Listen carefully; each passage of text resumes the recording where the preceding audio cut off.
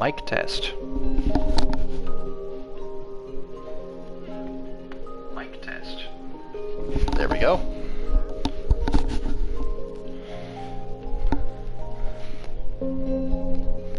Hello, anybody who's watching this in the future. It's been a little over, almost 2 months, like a little over 2 months, almost 3 months, probably, since the last time I did a stream. And before those two, it was like 3 years, so. But today, besides the fact that I'm finally home alone again, I will do a progress update on the end base I started working on last time. Well, not started, I worked on it a little bit on stream. It's mostly a world tour, which I don't think I originally planned on doing, but I did anyway. It was 2 parts long because the game crashed. That wasn't my intention. Thought that was kind of funny. So I'm going to show you some of the things I did in the last 2 months. And then work on it a little bit more on stream. I don't know if I'll talk the whole time, since the last week or so I've been a little under the weather, or sick. Coughing a bit, you might hear me cough sometimes. I'm getting towards the end of that sickness, because I'm only really coughing now, but it's still kind of annoying. I'll probably take a Alka-Seltzer Plus when I mute my mic later. So yeah, that's where we're at right now. The first thing I want to show off is my, so I dug out this house and made a big hole into the room outside the portal room, so I could bring animals into the end. This is something I did a while ago, probably about a week or so after I made those streams, I think, maybe less. I could probably check, because I do have like private videos that I made of me working on it, because I make most of the videos I upload aren't even things you see, because a lot of the stuff is like, oh, here's photos I use for my posts that rarely anyone sees, but I still like to make them even if barely anyone sees them, to my knowledge. I only know if someone likes it or makes a comment, but it's nice when I get that rare comment, or rare like even, but it's just, I do it for fun. So let's go into the end, because I want to show you what I've done.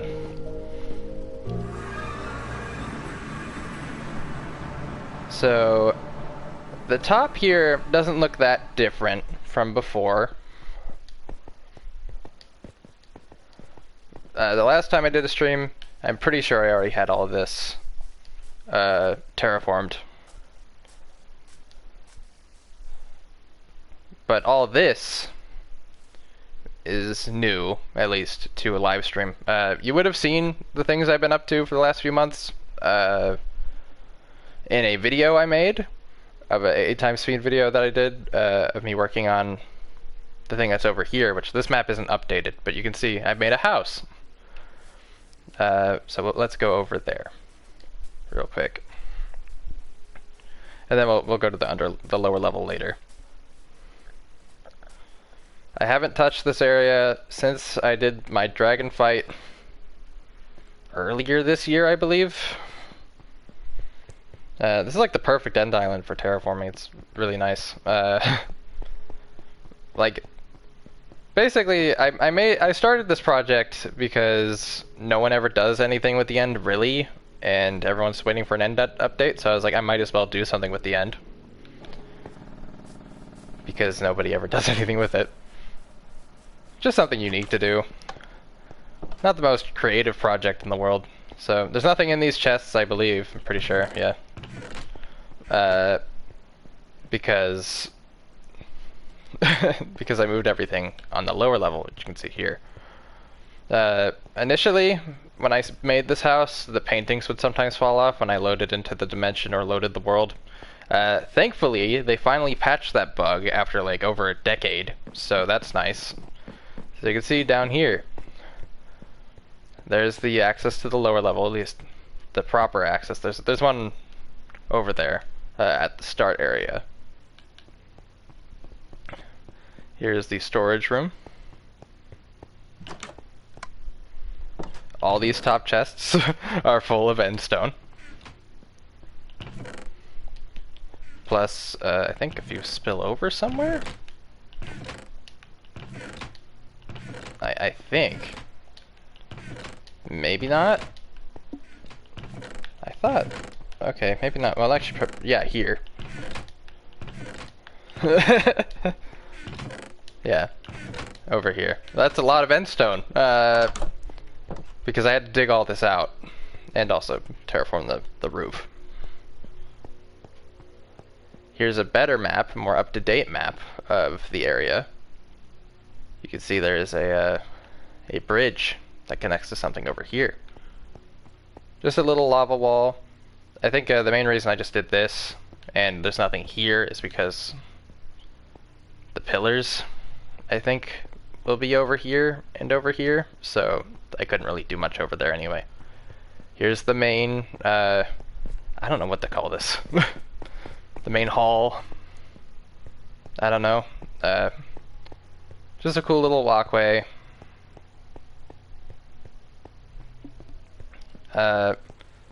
Nice fireplace? I don't know. And then on this side, you can see I put wood around the paintings because I was like, well, I'm sick and tired of them popping off, so I might as well to note where they're supposed to be. And I kept it after they fixed the bug because I think it looks nice. I used jack-o'-lanterns as the ceiling lights because, I don't know, I thought it looked cool. Then over here, I had to extend this hallway, by the way, over and over and over again because there's one of the pillars right here. Or right here or so. So I had to extend it over and over and over again to make the melon pumpkin farm, which you can see I have the melons here. Haven't used the pumpkins at all, but it's a good thing to have in the end. Maybe it's a bit of world building if I never use it. Like, it makes sense for if someone lives in the end, they would have a pumpkin farm. This is one of the funnier, like, these other rooms down here, like, that's to the lowest level, well, second lowest level. These two are, like, just funny rooms I made. So here is an artificial beach. You have an artificial sky, a lighthouse, which is in inverted colors from the lighthouse I have at my first base in the overworld. A little beach, a little lifeguard tower. It's kind of funny. You'll be able to see where I dug this out because it's kind of like squared off on the outside when we get to the proper lowest level. Some things I fished out that aren't in the storage room.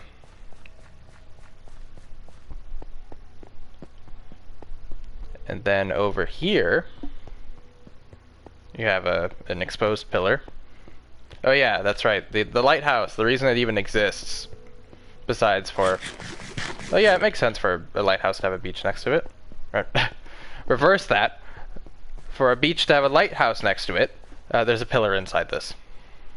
That's why. So, just a clever way to disguise that. The end portal should be above us right now. I don't know where exactly, but it's above this area here. Then we're getting near the start. So this is the bar. I just thought it was funny, like a water cooler, shelf space. I don't know. I used pumpkins as lights, a TV, a bookshelf because I had an extra one after I made my enchantment room, which we'll see later. And then here's like the party room. You have a disco floor with all the bowl colors. You'll see where I got those in a second. The jukebox, which I think is the second jukebox, because there's also one in the house area, which is really just the entrance to all this. A pool table, some booths. Pretty happy with this. all of these blocks were sourced in the end, because they're all stuff I can grow or whatever. Pretty much, I haven't left the end that much in the last few months. In fact, I only left the end for this intro. Before that, I probably hadn't left the end in a few weeks, besides for, I guess, the time I fell and died. Because obviously you can't set your spawn in the end yet. There's a respawn anchor for the nether, but not the end yet, so, okay. I kind of hope they add that, but whatever. So, here is my enchantment room. There's a very well used anvil and chest with lapis. Here's my to-do list. Whenever I finish something, I write completed on it. I'm still not sure if I'll do all of these, like some of the question marks of like, will I do that? Will I not? I don't know. Up in the air. So you can see, like Lego Minecraft, or like micro world sets. You know, like the first 4 Lego Minecraft sets they came out with, where you could like, they came out from I think 2012, 13 to 2014, and you could combine all 4 together to make a little world, 2 overworld sections, and it was like just a little overworld section, a village, then the nether in the end, I believe. Really cool sets. In fact, my local comic shop had them for a while, and I watched a cool video on them again. And I was like, oh yeah, maybe that might actually be possible to build in Minecraft, because they're so simple. So I was like, might try that. Nether Spire, so that's the thing that's made by the Nether Reactor Core from Minecraft Pocket Edition, which I am technically playing right now, because it eventually became Minecraft Bedrock. And I think some of the internal bug names in Bedrock Edition are still MCPE something, so that's kind of funny. Reverse pyramid, so like the pyramid I built at my other base. Watch the other stream, or the 8 times speed videos for that. But upside down, a village, that's understandable. Treehouse, always love tree houses. Death Star Mario 1-1.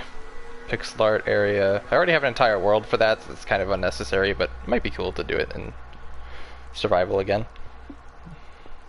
So let's go to the farm surveillance room, because that's what this is. Yeah, I dug this whole thing out. And here's the lowest level. Like in the last stream, you saw me working on the lowest level, and it was just obsidian. And I finally got like a grass block somewhere. Pretty much an Enderman brought a grass block down here, and then I placed dirt all around it, because I didn't have a silk touch pickaxe. So majority of the grass is descended from that grass block that an Enderman brought down here from the higher levels. Now there's no more Enderman. I lit up the entire thing since then, so that's nice. This is sandstone, by the way, not endstone. And now let's go to the lowest level, shall we? Before we go that way.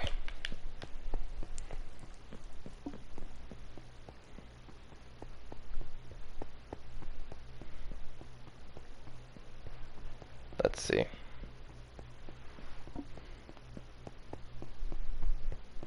Oh yeah, I forgot. Here's the sugarcane room. Not really necessary to have anymore, but it accomplished its purpose. So here is the spiral staircase down.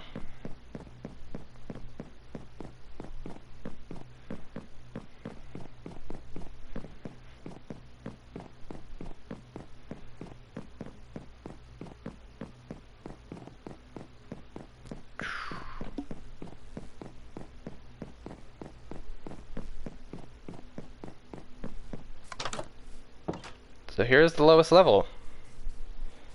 So the pillars on the bottom, so they obviously extend to the very bottom, are connected by fences, making for a gigantic livestock area. So you have at least 2 of every sheep, and multiples of some other ones.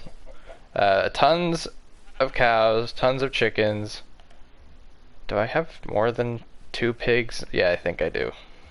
Probably like 4 pigs. Because they're not really that useful, and then chickens are just easy because I can just throw the dozens of eggs they make. I don't need to breed them. So you can see, here's the, oh yeah. Can I see that from here? Is this where that is? I feel like it is. Oh yeah, right there, I think. You can see how that's kind of squared off a little bit right here. It's not like a perfect square because obviously that edge is missing, but you can see how that's like perfectly straight. That's where the little beach is. So there's the railway to the outer end islands. And this is the, I haven't deleted this yet. This is the little water area I used to start this platform. Pretty cool. You obviously have all the waterfalls that pour down and to the abyss. I do kind of wonder if an end update will add will increase the depth and height of the end. I think that would be cool because then I could make a platform lower than this. That would be neat, I think. This is pretty much what I use as my tree farm. I break down any of the trees that aren't super big like that. So that's what's funded like all these fences and all the wood and stuff and all the different areas. And if we look over here, you'll see the last part, my latest part of the project. The second island. And it is pretty big. Isn't that huge? Let's see. Check to see if it's still recording. Let's see. Yep. Okay. Pretty funny. So let's go check that out. Pretty much, I'm going to be showing that off, and then for the rest of the stream, I will be gathering resources from the overworld I need for it. I've already done a ton of work for it that I can do in the end, but I need more dirt and sand for it. Sand is the priority right now, I would say. It can be a little dizzying to go up this, I think.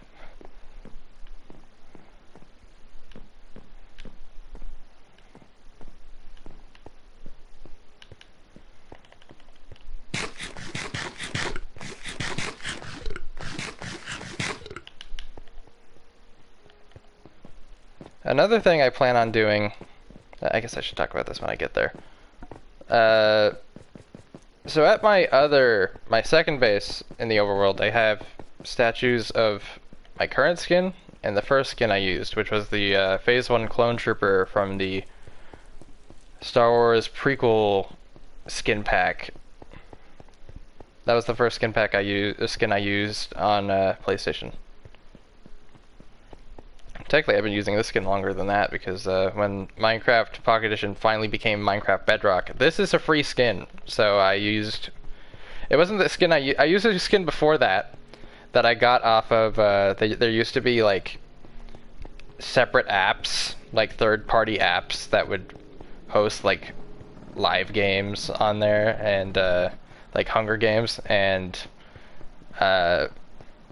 different skins. Like, I don't know, kind of like Planet Minecraft? I think that's for worlds, not skins. But what's the skin website? I forget. Anyway, so this is the second island. So far, obviously you can see what I'm planning on doing. I plan on making all of, like, covering this, like, roofing that off with stone and then putting grass over it and extending the fence. I'm not just doing that once, I'm doing that twice. You can see I already ran out of dirt before I even finished this section, before I built all of this. So there's the other landmass over there, and here is the river. I don't know. And a cool bridge I built. This is based off a bridge that I found on Flickr. I found an image of a Minecraft bridge on Flickr, and I had to, like, reverse engineer it because it was at an angle like this, but a worse angle. It was kind of like this almost. So I had to, like, count each block. Wasn't a very good resolution image either. Like, open up my photos on my iPhone, click edit, use the pen tool or whatever, like the red marker tool. Try to count every block and make sure try to make out where each block ends. I messed up with this part initially, like you'd see that in the 8 times speed build. I built that. First of all, I built this bridge. I already built all of this normally. And then I tested out how would that work. Like can I even do this? Can I build this bridge? So I made a creative copy of the world and built it. And I thought I did an okay job with it. But then when I actually built it, like going off the reference photos I made that I took, like the screenshots I took from the creative copy, and I built that, then I realized when referencing it back again with the actual photo, because I found a slightly better resolution version, that it was off. So so I had to rebuild it. Otherwise, I think it turned out, but eventually I got it down, and it's a perfect 100 by 100 from the wool to the last piece of wool, which is nice, because there's 20 blocks on each end of those, and the beach section is 20 blocks long, though 2 of those blocks are, or no, it's 20 blocks. 20 or 15? I think it's 20. Those 2 blocks would be, or those 5 blocks are in the water, or will be. See, there's the lava farm that I made, and the tons of furnaces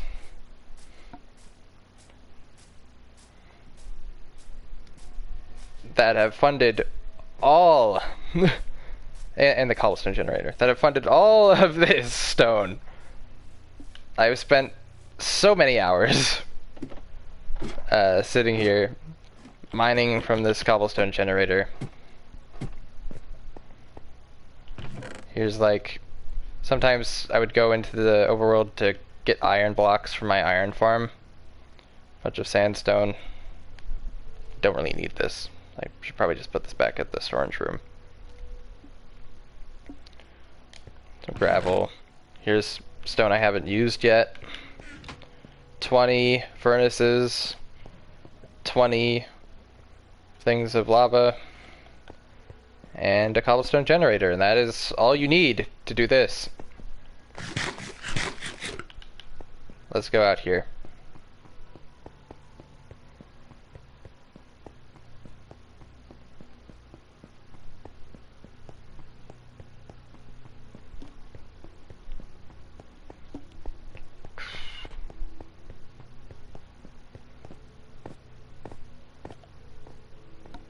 So over here, I plan on having glow squids populate this river. I don't know. I did quotations with my hands just then, by the way. Basically, in Minecraft Bedrock Edition, glow squids spawn in the end. all it takes for glow squids to spawn is, of course, water, a certain depth, and a roof over their head. And for whatever reason, they didn't apply that in the code to just the overworld. Don't ask me why. All of these glow squids are name tagged. There's 8 in here. At least there should be, unless there's more now. No more have spawned in a while. I've made all these other water areas to try to make them spawn again, but they haven't. Over here, anyway. They keep spawning in that initial water source I made over there.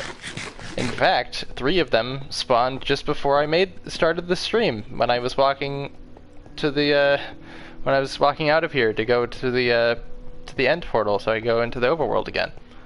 3 of them were right here, and I was like, "Are you kidding me? Why do you keep doing this? Spawn somewhere else, please." I think it has something to do with me being, like, I think I have to be far away from them to spawn, I think, which is annoying. Either far away from them on the same level, or far away from them, like, being higher up, because, like, the first time I noticed they spawned, I was working on this upper platform, and I saw that they had spawned once I built the roof over them, which is kind of funny. And for a while, it took me a while to realize, wait, it's not just water and height, I need a roof over their head. That was the only other thing that I thought about, or the only other factor I didn't take into account initially. So, like, I initially built this without a roof, and I was like, why aren't they spawning? And that, like, in a creative copy as well, I initially did that one in a creative copy, and just to see if it would work. And then I realized it worked, so I'm like, okay. See all this. None of them spawned in here. None.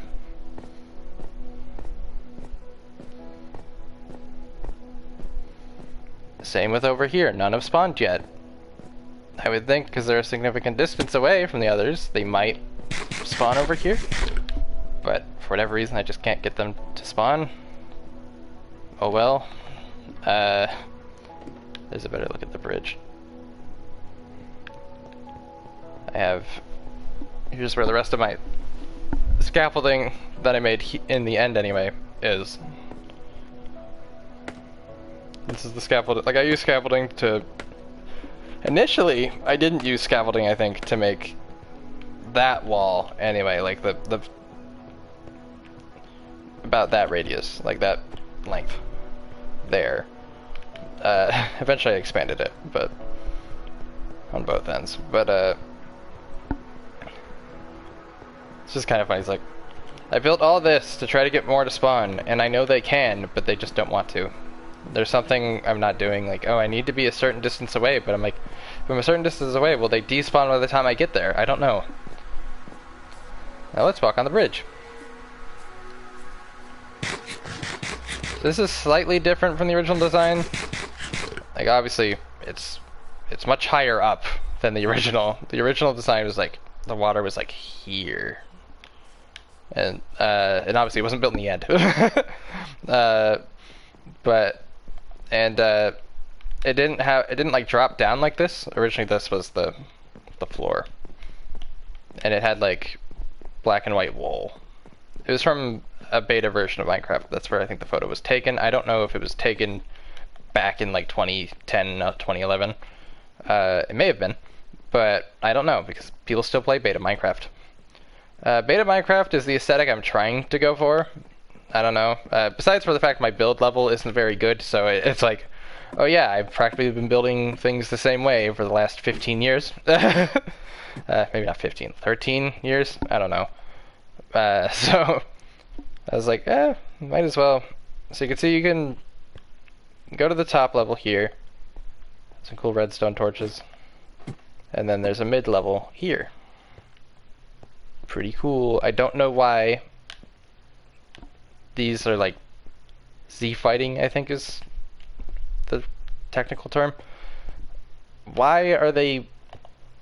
It's like there's a layering issue here, and I don't understand it. Because on the higher level, it's perfectly fine. So...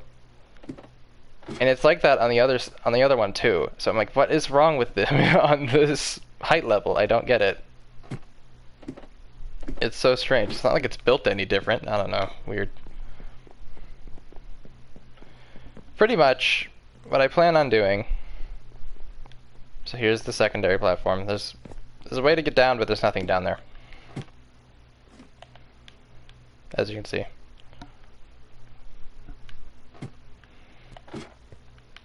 Pretty much what I plan on doing is once I complete these platforms, roof them off, add all the grass, fences.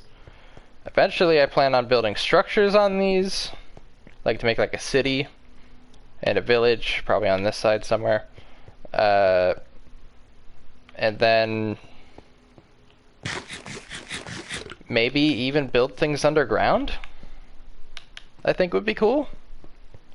I don't know, like, basically the whole premise, I think, like, thought process behind this base was like, what if a group of players from like version 1.0 or something got stranded in the end forever and no one came into the end ever again? What would they do all by themselves all that time? So it's like, oh, they would try to terraform the end to make it like their world. I don't know. That's kind of the idea. That was my thought process. So initially I tried to not use blocks from beyond 1.0, and I've done that for the most part. Oh yeah, by the way, the squid names. The squids are named after like squid things. So like so either like weird science facts or pop culture related names or whatever. So like one's Squilliam, which is like Squidward's rival from that one episode of SpongeBob. Another one is bioluminescence because they're glow squids. Another one would be, that I haven't named yet, would be like poor fossil record, because squids have such a terrible fossil record because of how they're composed. Like, pretty much squids like decay ridiculously when they die, so they almost never leave anything behind for the fossil record. So so yeah, so that would be another one if I can get more than 8 squids. Other things like references to Skydo's Minecraft, other stupid things like that. So they're funny to me.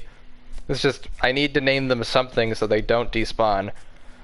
They haven't fixed that bug yet, and I don't see them ever doing it because they don't spawn naturally anyway. Well, they can, but the end can't spawn them because there's no water in the end normally, and there's especially no water at this level with a roof over it. So a player is never, ever going to see glow squid spawn unless they want them to. So it's an unnecessary bug to fix. They don't need to do it. It's completely pointless.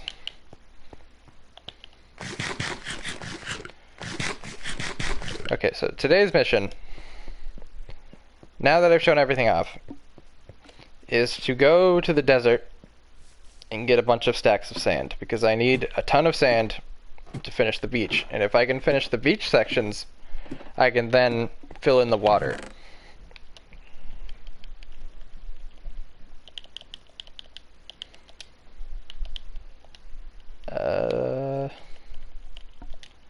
Is that wool? Yes, it is. Oh yeah, I used that for the bridge. That's right.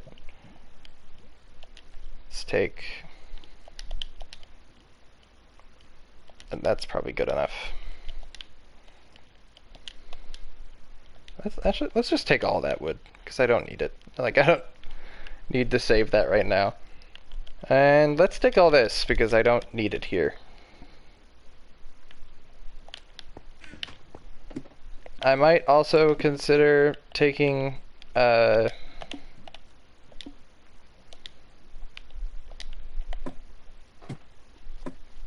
getting dirt as well, because that will be very useful too, but I don't really need it right now. I'd rather complete the water area than complete the roof sections, because that's kind of like Oh yeah, another thing I wanted to do. So before I go, I'll explain a few other things that I want to do with this.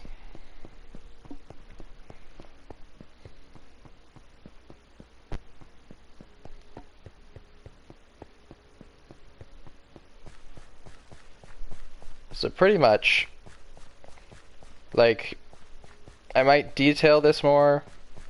Like, I want to have a way to get down there properly. So maybe over here somewhere, there'll be like a fence gate. And then there'll be like a little, maybe like an indent on this wall, or a or like a protrusion that has like a little staircase down to the beach kind of thing. And maybe there'll be indents in the wall to have like a little tiny cave entrance or something on the side of the wall. I don't know. Just put some sprinkle some ores in there. I don't know. Just something cool. I didn't really come up with this and have like a really well thought out plan. It was just like, oh, let's try to do something funny. Let's do something cool. Because as you may have noticed, I have a ton of time on my hands. So I was like, I might as well use it. Instead of just sitting around watching videos. Well, I was still sitting around watching videos, but I'm doing this at the same time. It's kind of funny. Yesterday, I made... So a few days ago, I uploaded the my Dogs of War Situation Battle video Part 1. It wasn't labeled Part 1 because I wasn't sure if I was going to do Part 2 or 3, or the bonus video. But I did edit and finish Part 1 or Part 2 and the bonus video. I might re-edit the bonus video to add a few more bonus scenes to it, but anyway, when I was doing the recording for the round of the bonus video, which was a GM round, which I loved, like I was one, like I said in the description of it, I rarely write descriptions for my videos, but I wrote a description for that, and I was like, it's rounds like these that I sometimes wish I had my headset on so I could have recorded my reaction. But then I also wrote, at the same time though, you probably would have heard the video I was watching at the time, so maybe it's better that it wasn't that way. I was watching Oxhorn's... Oxhorn, by the way, is a guy who makes Fallout videos. Like Fallout lore videos. He uploaded yesterday a... was it yesterday or 2 days ago? I think it was yesterday. How am I already forgetting? Pretty sure it was yesterday. He uploaded a... oh yeah. What the heck? I didn't put this away. Okay. I guess I'll put it away in here somewhere. I was too busy talking, so I forgot to do one of the things I said I was going to do. Do I have sandstone anywhere? I'll just put it here.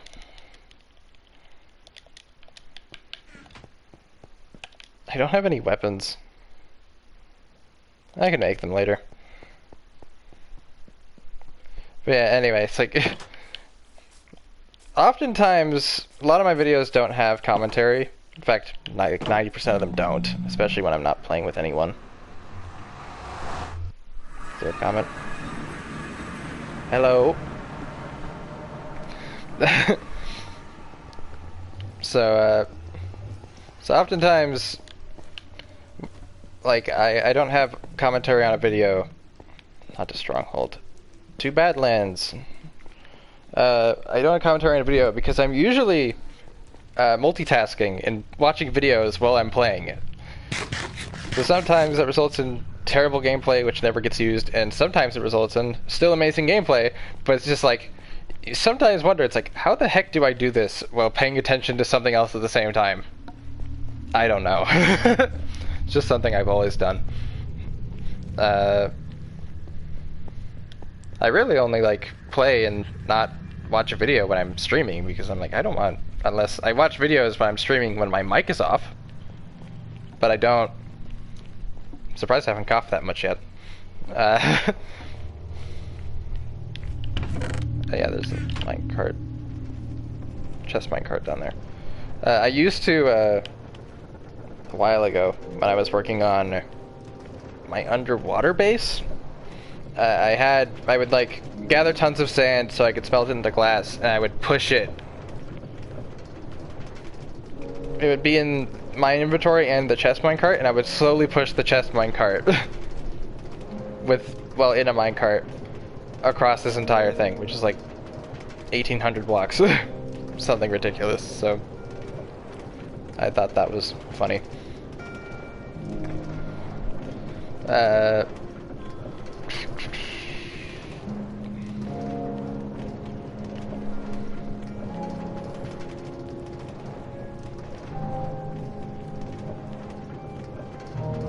Yeah, I'll probably make a sword and a shield when I get there. Some cool area there.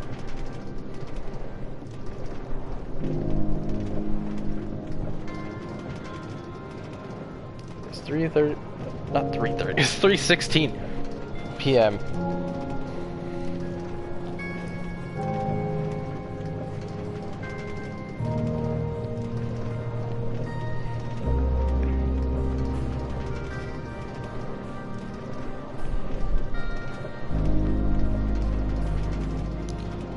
Today was the 20th anniversary of Shadow the Hedgehog, the video game. I'm gonna call it the video game because I want to make it separate from the character. And I guess also Sonic Rush as well, which is cool. But the funny thing about it was I've had that post scheduled for months now. And I used the classic photo of someone at, I think, E3 that year, where there was a a Shadow statue, where he's pointing at the floor with a gun, and there's somebody standing in front of him, like it's like an execution, and I thought that was hilarious. But I also remember, like, last night, another private video I made was it was a archive of all of the photos I either still had left, or all of them I ever took, because I don't know if I ever deleted any of them, that I screenshotted from the PlayStation communities I was a part of. Basically, for those who don't know, who's watching this in the future, if anyone ever is, PlayStation during the PS4 era, which I'm still playing on a PS4 by the way, because there's no reason for you to buy a PS5, they used to have message boards that people could make and run. And like, I was part of the Star Wars community, I think maybe the Jurassic Park one, when like Jurassic World Evolution was coming out. The Star Wars Battlefront community, which is separate, and the Gundam Battle Operation 2 community as well. Those got shut down in 2021, around, like, not long after, like, within, like, a year of the PS5's life, because instead of bringing that feature over to PS5, they decided, you know what, instead of doing that, we're going to be lazy, and we're going to delete this feature from PS4, just so people don't complain about it not being on PS5, I guess. I don't know, that probably wasn't the true reasoning. It's like, oh, for that, and I don't know, I guess they were sick of moderating them. So I'm like, I thought, wouldn't they be self-moderated by the people that made the communities? Okay, I don't know. A little strange, but that was unfortunate. But a lot of the images were memes and other things like that. And that image of Shadow at E3 was one of them. So I thought that was funny when I realized, oh yeah, I'm uploading this in a video a few days. I thought a few days, because I didn't really pay attention to when it was scheduled. I just saw, oh, that's the next post coming up. Where is my... Oh yeah, they updated it, so they added an update relatively recently, I think, where camels spawn normally now. I believe they used to spawn only in villages. You can see, I've never shown this area off before, I think. This is where I get most of my materials. This is where all my dirt comes from. I've dug out this entire thing over many, many months. Many moons. I need to find a bed. And thankfully I'm doing this now, because they're only going to make it more annoying. Oh yeah, it's over here. Because that's, like, eventually I was like, I don't want to mine the rest of this dirt. I might as well go over that way and get more. There should be a bed over here, yeah.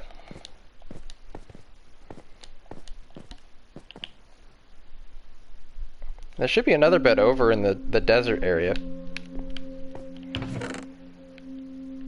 Yeah, I found a bunch of end stone is over here too.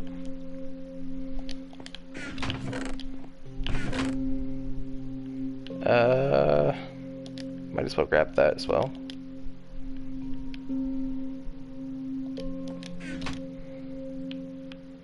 Can I let's make a bunch of that? Is that an auto crafter? Smithing table. Let's make a sword. A shield.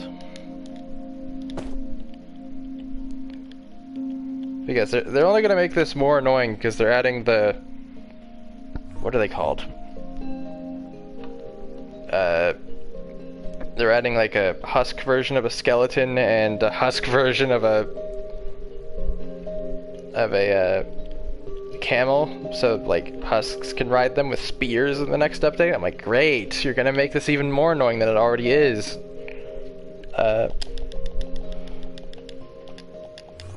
That's probably fine. Yeah, there's been an Enderman around here for a little bit. I don't know why he's here.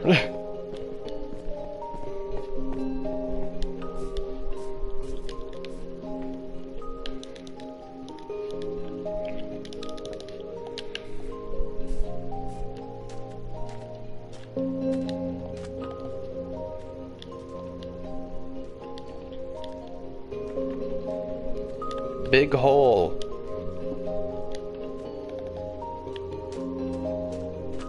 Is there like lava down there? Why is there like light? I don't know. How we got out the hole? Unless that's a newly spawned camel. Which it very well might be. Shouldn't there be a bed over here somewhere? Maybe it's over here. Because I've also dug this out. Yeah, it's over here.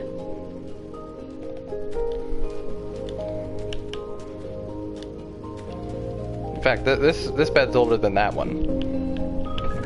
There's some cacti in there.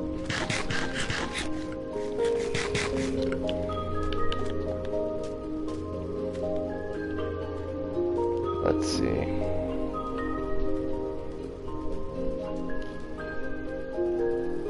I wonder if he's still here. He hasn't said anything in a bit.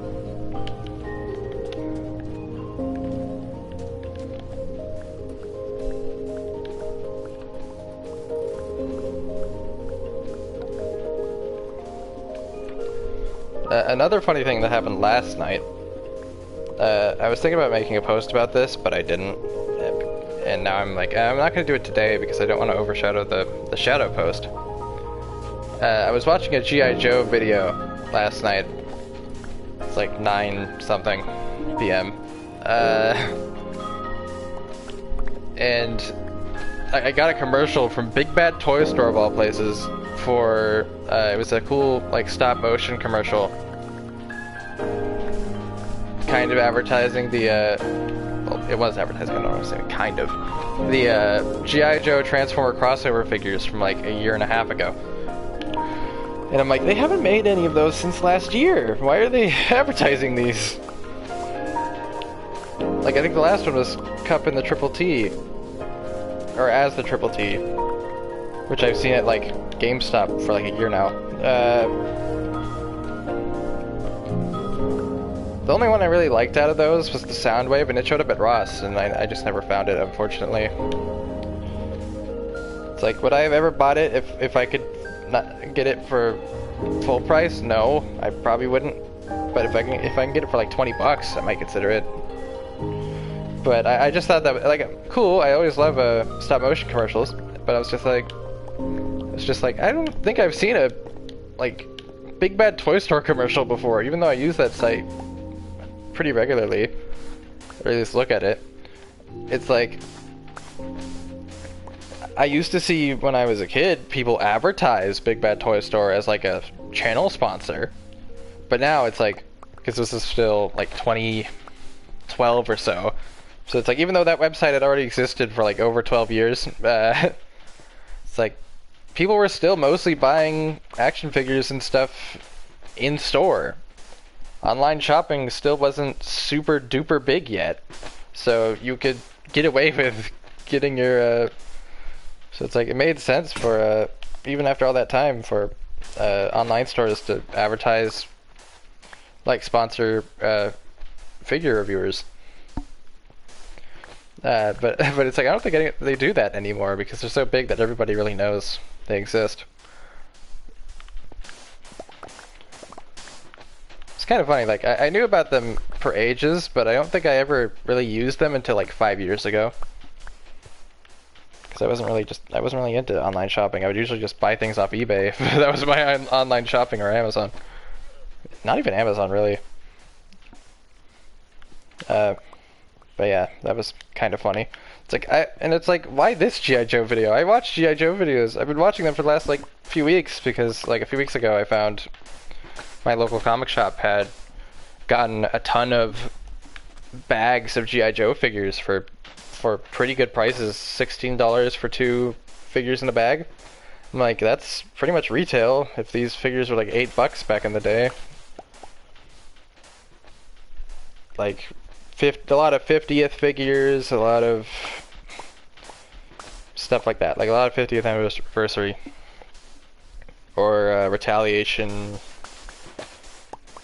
era stuff. So like 2011 to 13 to 15 or so. And even some stuff after that, because there was some there was 2 bags in particular. I made a post about this a few weeks ago. That had Collectors Club figures in them. Basically, Transformers and G.I. Joe used to have official conventions and official collectors clubs. I have a few figures from those. Which were run by a company called Fun Publications, who also had a little comic book as well to go with the convention. For whatever reason, because of, I think, HasCon, which was something that Hasbro did in 2017, and I don't think ever again, they pretty much probably just wanted to stop that system anyway after a while.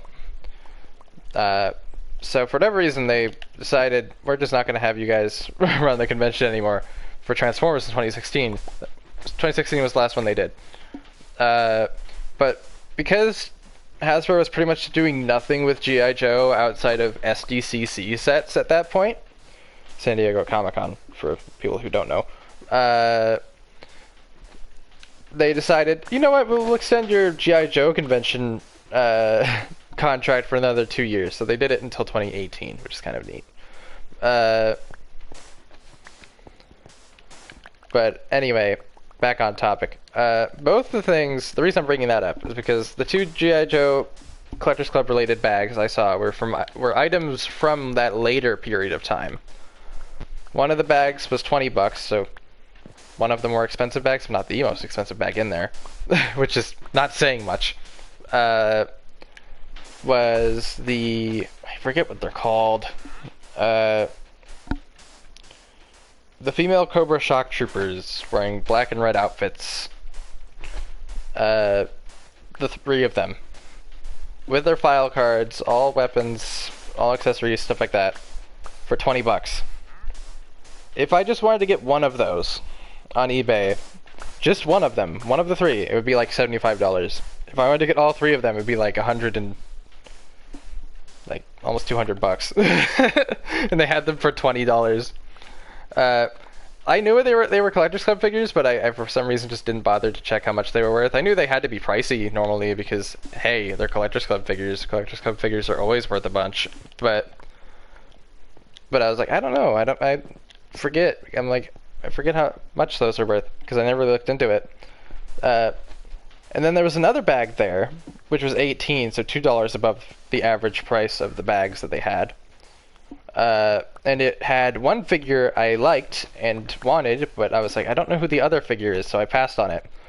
The other figure that I liked was the Night Viper from Retaliation, which is another figure I still plan on getting because I do love the Night Viper. And coincidentally, not long after I found that, they announced or showed off, like, oh yeah, we're making a classified Night Viper. I'm like, oh, that's cool.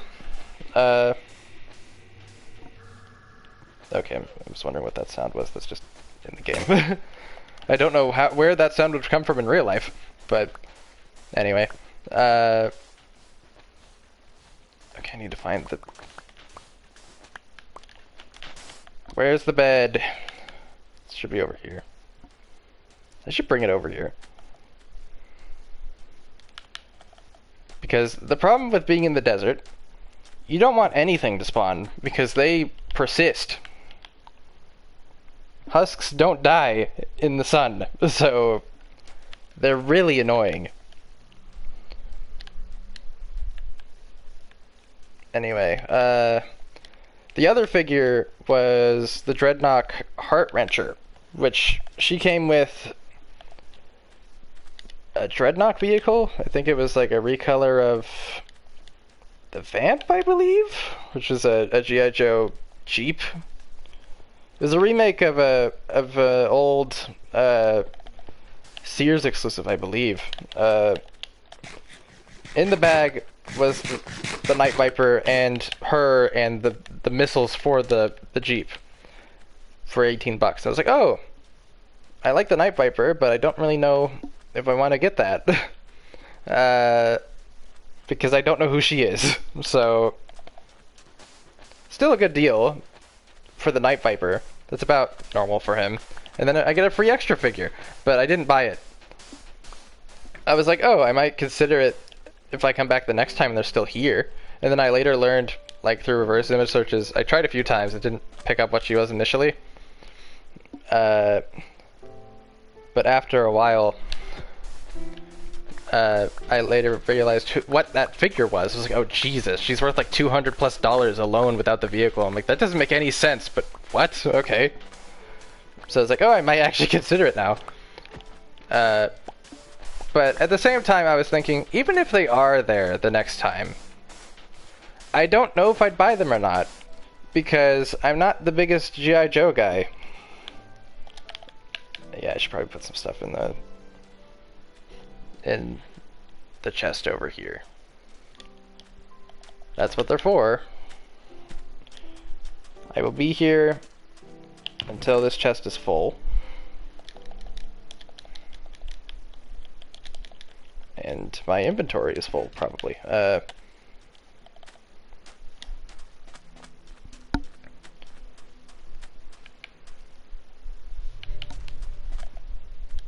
trying to think.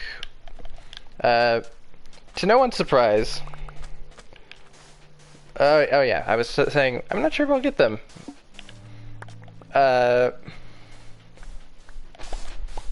Because I was thinking, wouldn't it be better if a bigger G.I. Joe fan got these for such a great deal? I would rather they be bought by someone who'd appreciate them more. Because I'm like, sure, they're nice, cool, rare things, but it's like, do I really want these just because they're rare? And they're kind of neat, I guess. They're kind of cool, but it's like, I don't know. I'm a very simple guy when it comes to G.I. Joe. Like, oh, I'll buy Troopers. I like Troopers. Always have. And sure, the three in that bag fit that description. So I was like, oh, I might consider those. But the other one, I was like, sure, I love the Night Viper, but I don't know who she is. So I still don't really. I kind of do now. She was a character from the IDW books, apparently.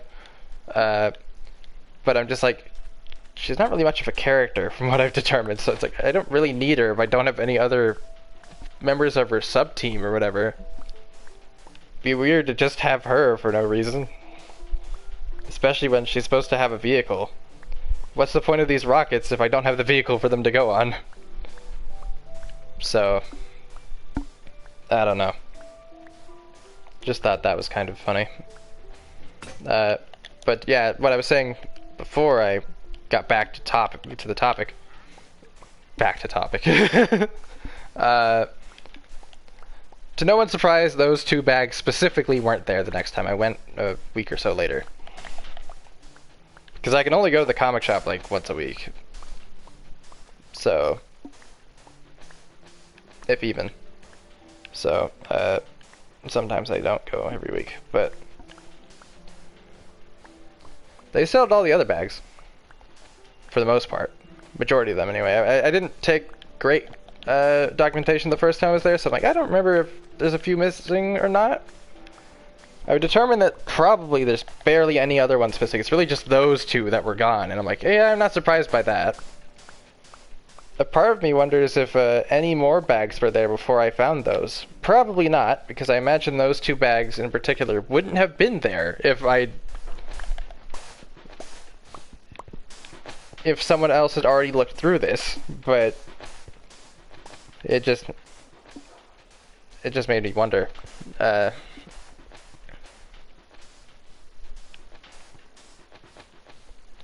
So like, do I regret passing on those? Tiniest bit, especially the bag of 3, because those kind of fit with what I like to collect. Especially when I reveal that, oh yeah, if you bought 3 bags, you could get a 3rd one free. It was buy 3 get 1 free deal on those bags. Perfect chaos. You have new followers, okay? And it was just like sure, it's like, it's obviously you pay for the most expensive ones. And the first time when I bought bags, I bought 2. I could have bought a 3rd one and gotten a 4th one free. Then I haven't, like, usually when I do, like, every few months I do a new haul photo. So I showcase all the things together that I got in the last few months. I already have a bunch of stuff for the next one.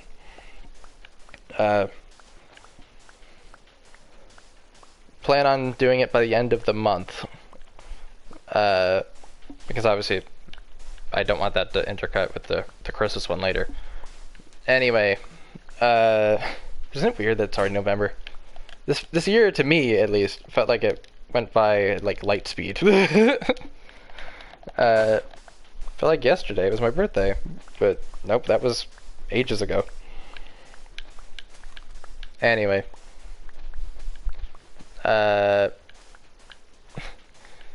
isn't it like a sign where it's like, oh, if someone says anyway and a bunch of times, it's like not a good sentence? I've noticed that. I'm aware. I'm self-aware of my faults at times.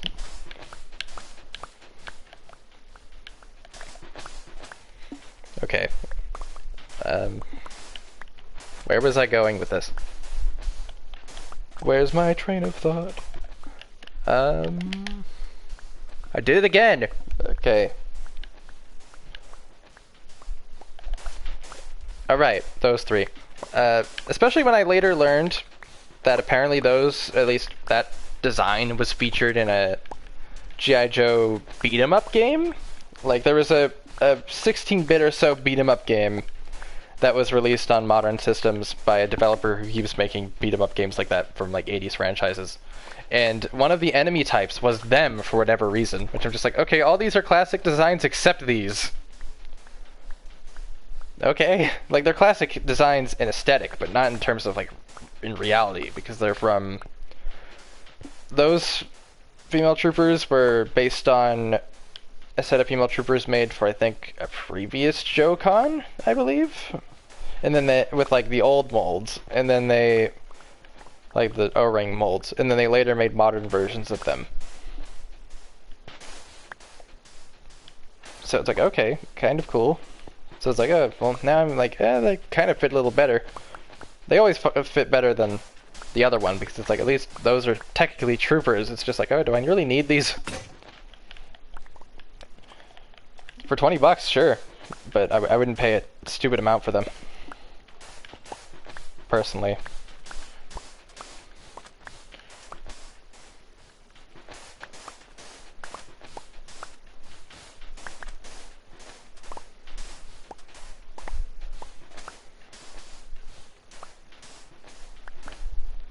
I don't know if that guy's still here. Because obviously it's like, why would you follow me if you weren't looking at the stream for a second? Basically, to explain the title, I've already shown off. I've already done the progress update for the end base, and now I'm collecting sand for it. Because I need sand for a part of it.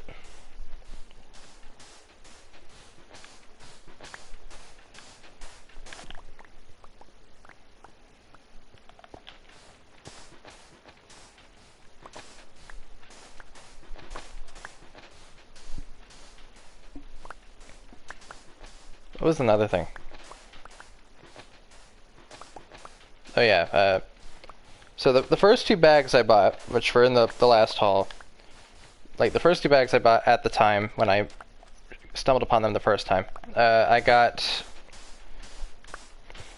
the G.I. Joe 50th Steel Brigade versus Iron Grenadier. They had that loose in the bag. I was like, oh, I've always liked the Steel Brigade figures, and the Iron Grenadiers are cool figures, so I might as well get this. Especially for 16 bucks, it's like, that's a steal. Those things are like at least 16 each. At least. Yeah. To the bed. And then the other bag that I bought that day as well was Ultimate Cobra Commander. I don't know if that was his actual name, but that's what people referred to him as. I think it's like Retaliation Classic Cobra Commander. With like the chrome face and stuff like that. And the Cobra Shadow Guard, which was always a figure I kind of liked.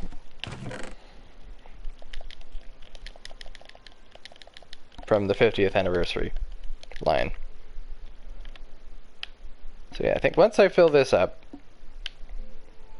I might eject those. I don't need those. Then I will go back to the end with the sand. And then since then, I've gone back and grabbed a few more bags over the last few weeks. Like, it's been probably over a month, the last month or so. I think.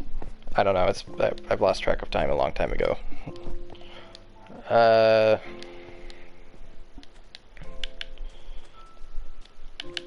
And I grabbed 4 more bags.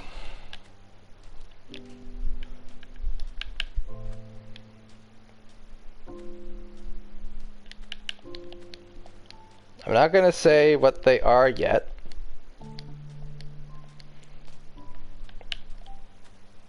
But it was, I think 6 Cobras and 2 Joes, I believe.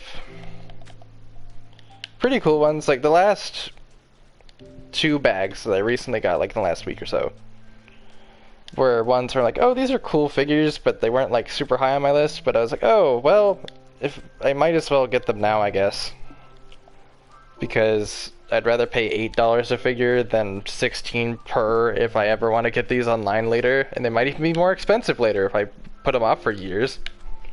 So I'm like, I guess. It's just, I don't really like getting figures just to put them in storage forever. I did that for a while with my Transformers because I'm like, well, I plan on getting a shelf, but now, and I've now got that shelf, so the vast majority of my Transformers are now on display, which I'm very happy about. That was a big development from this year. I think, was that this year? I think so. Yeah, I think I got a Transformer shelf this year. Basically, at the very beginning of this year, it was just me, like, opening up the bins of stuff I had collected for, like, the last 4 or 5 years. Maybe longer. It's like, oh, here's Siege Spinister I got for my birthday, or for my report card for high school. Stuff like that. Opening them up, tearing the boxes apart. Because I was like, wouldn't it be cool if I had like a binder or whatever, and I would like cut out the box art and shove them in sleeves and stuff. And like I did that at that point, but now I've run out of space. I'm like, either I need to get a new binder to continue that, or I don't know. But still a neat idea. But just because it's like they don't want to release an art book, so like, why don't I make my own? Kind of a dumb thing, but I don't know, I thought it was a neat idea. But now it's like, it's a problem with those, because it's like, I don't know if I have another space for another shelf in my small room. So it's like, well, these are just going to be in the storage. On the bright side, and also not bright side, I guess, I may or may not be in this apartment for much longer. I don't know. We might move out of here in the next year, or less than that, like February or so, maybe. That's still up in the air. I would hate to have to move all my stuff again, because I love my room because of how cold it is. Like it's like a freezer in comparison to every other room in the house. And it's the perfect size, the perfect layout. So it's like, I would hate to do that, but I don't know. Probably know I could even have even more space. Doubt it, but you never know.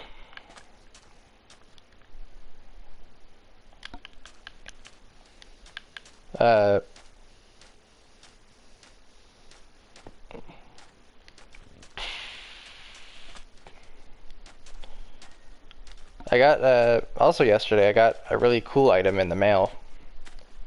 I'm not going to say what it is yet, but basically it was an auction. Oh yeah, that's cave noises. For whatever reason, there was a really cool rare transformer that I had my eye on for a while, that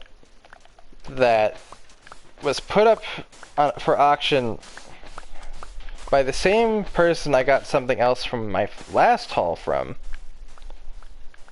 And it was up for like, usually like eBay auctions last like a week. And for whatever reason, don't ask me why, because I don't know, nobody bid on it. Not a single person. And I'm just like, sure, I guess if someone went to a bidding war, it wouldn't be worth it. But just if you only like 1 or 2 people bid on it, I'm like, that's a good price. And no one bid on it, ever. I'm like, do people not know this listing exists? So in the last minute, like the last few minutes of its existence, I decided, you know what? I might as well place a bid on it to see if just the default starting number would work, and it did. So I was like, okay, let's see if, because there was like 12 other people who had it liked on their watch list. So I was like, well, if someone really wants this other than me, they will maybe get a notification that someone else has bid on this, and maybe not though, because no one else has bid on it, but it's just like, okay, let's see what happens. And I somehow was the only person to bid on it. And I got it for a pretty decent price, all things considered, when I look at what all the other listings are for. Even if, like, sure, all the other listings are for usually like, oh, it's either in the box or it comes with the box. But I'm just like, oh, this is a loose, complete, pretty decently rare Transformers figure. It's a convention figure, so that's, say how rare it is. And I was like, I got this for this much? This is one of the cheapest convention figures I've gotten, surprisingly. I think like the cheapest one was the first one I bought, which was BotCon 2013 Machine Wars Thundercracker. I think I got him like in 2021 for like $36-ish, which is ridiculously good. Like, it's not, like, it was okay at the time. I don't know, was it 36 or like 40 something total? I don't remember, but it was something pretty low. Now you'll see people trying to list him for like 50 plus, 60, sometimes 70 on at the highest. Which is like, that's a bit ridiculous. Speaking of cheap BotCon listings, right now on eBay as we speak, or as I speak, because I don't know if anyone's here. There is a listing of BotCon 2013 Machine Wars Skywarp, who is physically the same as the Thundercracker figure, but molded in obviously different colors, and has cool, like, translucent teleport, like, mid-teleport wings. He came in the box set that year.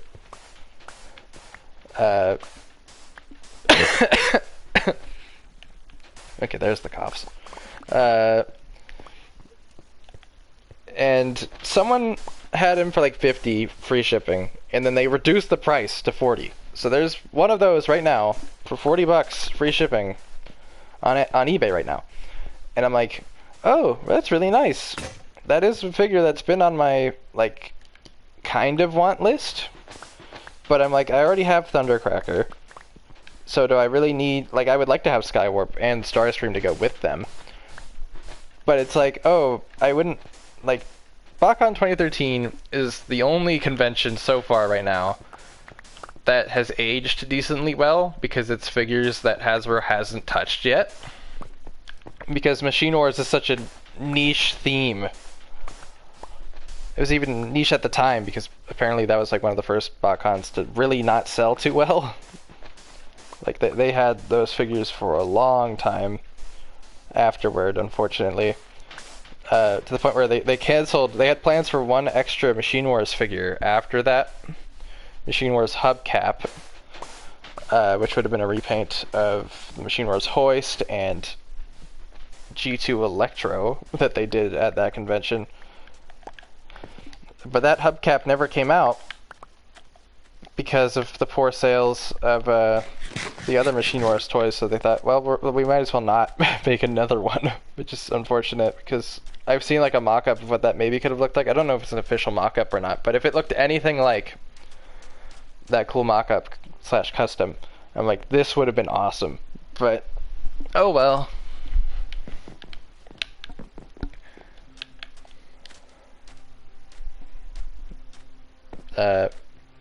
But basically, it's like, every figure in that box set has aged decently well, because they're not figures that Hasbro's touched yet, which are Megaplex from Machine Wars, obviously, Hoist from Machine Wars, Skywarp from Machine Wars, and then Obsidian and Strika from Beast Machines, for whatever reason. Don't ask me why. I think the idea was, well, like in that TV show's lore, those characters are supposed to be like from like generals from the past, from like a past war, and they're like, oh well, let's make this that war, I guess. So they put them in there. Speaking of those two, by the way, I saw, like, the other day I saw a listing for I think Obsidian or Strika, I believe. I think it was Strika, actually, for 100 free shipping. Get listed, and I was like, and then I quickly checked recently sold, because I was like, there's no way someone didn't sell Obsidian with this too. And yeah, there was a sold Obsidian for 100 free shipping. And then after I click off the sold listings thing, Strika's gone, or I click on Strika again and she's sold. So I'm like, I wasn't gonna buy them, but I was just like, has this it's sold while I was checking sold listings, which are just like, that's funny. So it's like, when did they post this? Like 2 seconds ago? Because usually those figures are pretty dang expensive. Like, they've gotten more expensive in the last few years. Like, when I first looked at them, like, oh, I could maybe find that box set for like $450. It's It's gotten a little higher now. Maybe 500 at most, which I'm like, that's a lot, but I'm like, I don't know. If this box set... But yeah, it's like that Skyward is still there. For 40 bucks free shipping. I'm like, I don't really need him. I don't have a lot of space right now for the convention figures, since my two latest shelves are a little smaller than my first two, because I think they stopped making the first two I had, so I don't have 4 of the same shelf anymore. Or, not anymore. I couldn't get 4 of the same shelf. I don't know why I said it like that.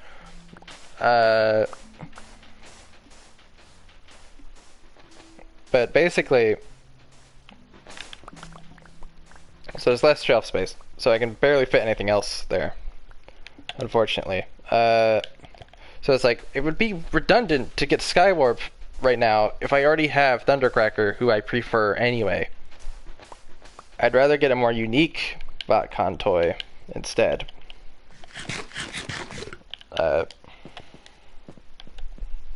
So there's that. So if anyone wants that, it's there. I think it's probably still there. Last time I checked. I would be surprised if it's like, I haven't checked today, but I'm sure it's still there. Good price for that, like really good. It's like, I remember checking on it for Christmas or whatever, like the other year or so ago, and it's like, oh, it's like 80, 70 bucks. I'm like, that's a lot, but okay, I'll like it, so I maybe get notified if it gets cheaper. And those ones were worse condition than this one is, because the other ones were like slightly yellowed. This one really isn't, so I'm like, that's like a perfect condition one.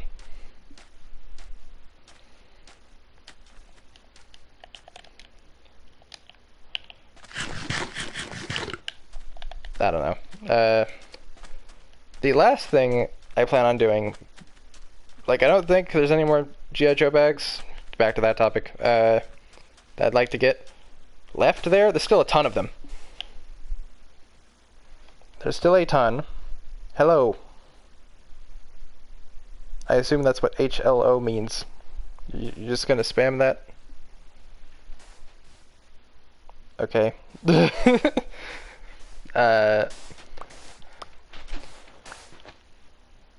I know. I imagine you also play Minecraft if you're watching a Minecraft stream.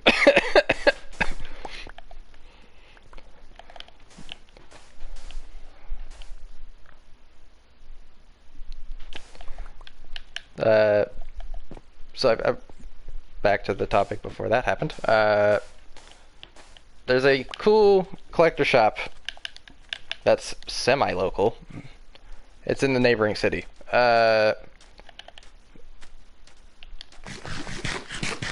And I plan on going there. I go there every 2 to 3 months.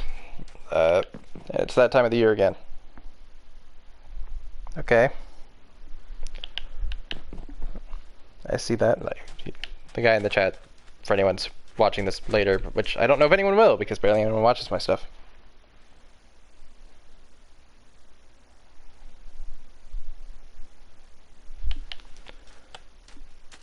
I don't know, I'll consider it. This is a single player world, so you're not going to be able to join. And also, by the way,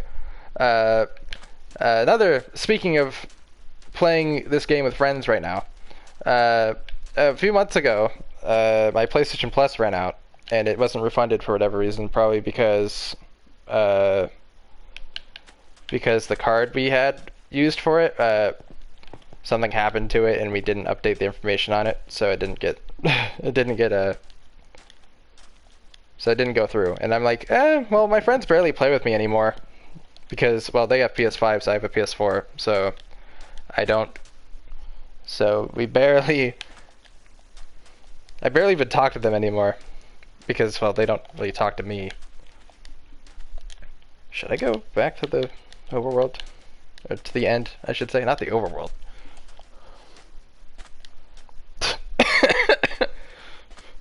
I already said, if I don't have PS Plus, I can't play multiplayer. I'm sorry. It's like Xbox Live, but for PlayStation, which was a thing introduced with this system. Technically PS Plus predates the PS4, but it was only like, oh, you get free games It's like a game subscription thing, not a you need this to play on the PS3. The PS3, you had free online, which I loved, but unfortunately, you had to pay for online now. Like, what am I saying now? It's been a thing for 12 years now for modern PlayStation systems, where you had to pay to play online for most games. Minecraft is one of them. You have to have PlayStation Plus to play online with friends. It's really free to play games, I think, that are really the only games on PlayStation where you don't need PS Plus for online.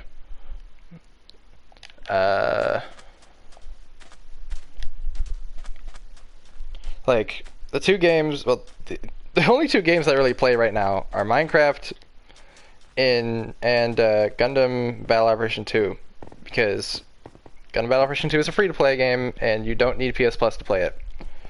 Minecraft, you don't need PS Plus to play it, but you need PS Plus to play online with friends. So, and I rarely did that anyway, so I wasn't really making good use of it. Fortnite's another game that technically doesn't need it. Well, not technically, it doesn't need PlayStation Plus for it to run or play online. And I have it downloaded, but I haven't really updated it in a while. Like, I guess it updated itself recently because I didn't track, like, I didn't pause the latest season update like I usually do. Because it's just like, I don't know if I want to play this right now. Because I have this project in Minecraft I'm working on, and I am enjoying Gundam a lot.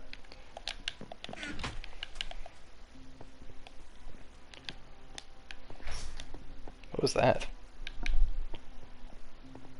Probably nothing that really concerns me outside.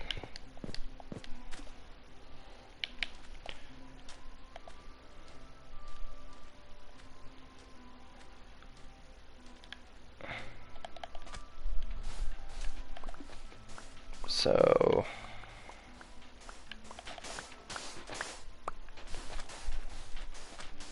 yeah, so that's a bit unfortunate, but it's not like I was making good use of it anyway. All I was using PS Plus for, I guess, for a while was because if no one was playing Minecraft with me, then I wasn't really actually using it properly. So for like the last year before it stopped working, I was like, well, I guess the only thing I was using it for was just checking the monthly games and adding them to the library to maybe download them later, and I never did. So there's a ton of games. That's the only really good reason for me to get it back. Because it's like, oh, I could download Sonic Mania, mess around with that. I could download all these different games. One specific one, which I'm like, I kind of wish I had PlayStation Plus right now, so I could add this to the library, is Tabs. Totally Accurate Battle Simulator. I've always thought that game was hilarious back in the day. It got a PlayStation version a few years ago, and that's now free for this month for PS Plus subscribers. And I thought that would be hilarious to play one day for whatever reason. But I'm like, but is Tabs worth it for that? Not really.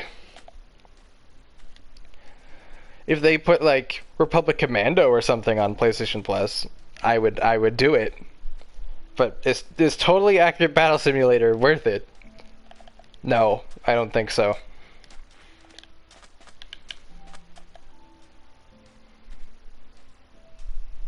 And it's not like my friends really play Minecraft much anymore anyway.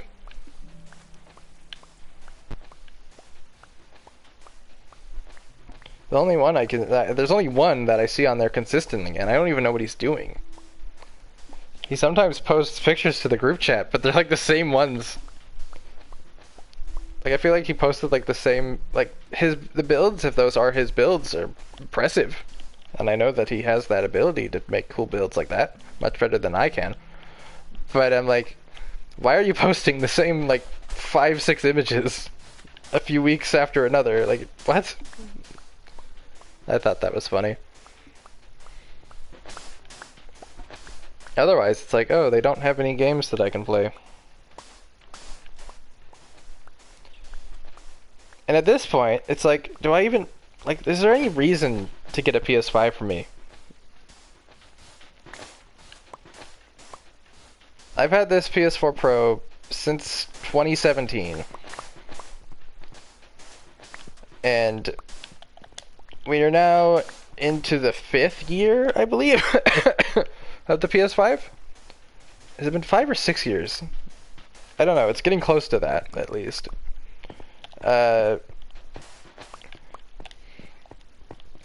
So it's like, and still a game hasn't come out that I'm like, oh, I definitely want to play that, because I'm like, oh, it's like if they announce Battlefront 3 and that's a PS5 exclusive, I'll buy a PS5. If we finally get concrete information on the Knights of the Republic remake, I might consider it. Maybe. I'm not really a big MMO or RPG kind of guy, but I might consider that. The latest game to be like, oh, I might consider a PS5 now is the Lego Batman game that's coming out. But I'm just like, a game that I'm only going to play like for a few weeks maybe? Is that worth it? I don't think so, unfortunately. If Battlefront, or not Battlefront, if Battle Operation 2 gets shut down, even though it's playable on PS5, or it only gets updates for the PS5 version, even though they're pretty much the same. Well, they are the same. Just graphically slightly better, but same netcode, same player base. So it's like,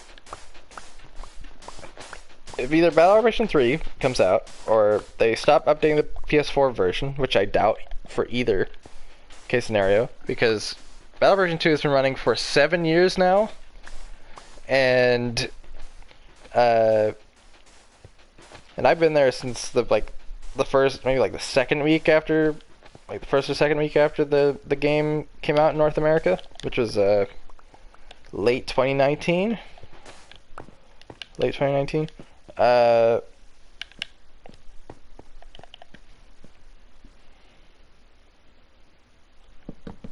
am I doing?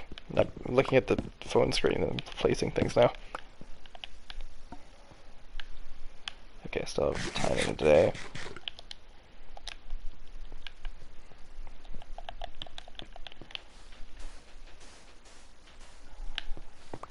It's just like, yeah, there hasn't been a single game to come out that I'm like super duper interested in. Like, the main reason I bought a PS4 was because, oh, there's a lot of cool games I like. Star Wars Battlefront. Battlefront 2 was coming out, even though I already owned a PlayStation 4 before that was announced. Plants vs. Zombies Garden Warfare 2. Stuff like that. Shooter games, like EA shooter games specifically. I played Battlefield 1, had fun with that. Wasn't very good at it, but I had fun with it. Stuff like that. But now it's like, oh, well, I can still play with my PS5 friends if they have a game I have. But otherwise, and if I have PS Plus, but otherwise now it's like, and I can still play with them in Fortnite, but they don't even play that much anymore either, and neither do I. So it's just like, I don't have much to do. There's no reason for me to get one. My PS4 works fine. Sure, if my PS4 breaks down, yeah, I'll probably get a PS5, but, well, I will. But it hasn't yet. Like my old PS3. I had a PS3 Model 1, which could play PS1, 2, and 3 games, and I loved playing PS2 games. Then it like started to break down, and then we bought a PS3 thinking, oh, it could still play all 3. No, it couldn't, because it was a PS3 Slim, and apparently they removed PS2 functionality from PS3s in later production runs. But I don't think they removed PS1 compatibility, though, which is weird. Hello. So it was just like, but I didn't own any PS1 games. I owned PS2 games. So like now all these games I have are worthless.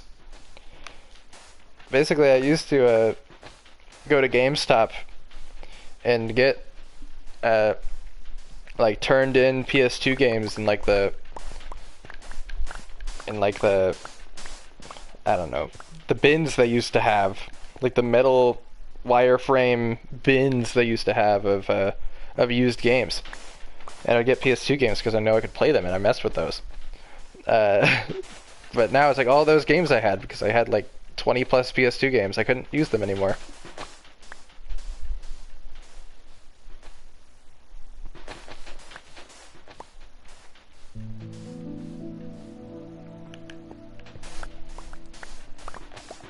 How much more time's in the day? Okay, there's still plenty of time.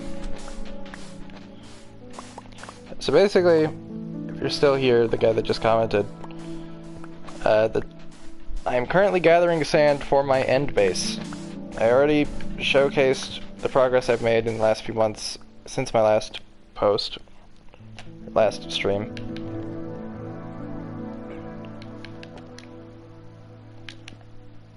Let's see.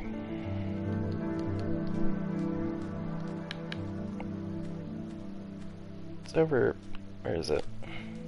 Over here, yeah.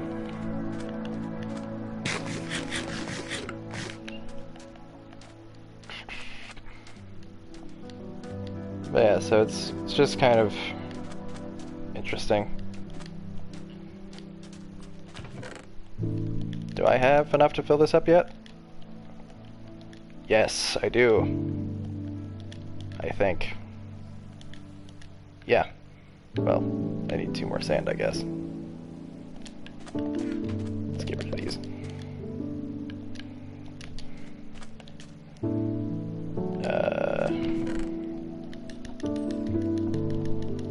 I think I just heard a rabbit kill itself. Yep.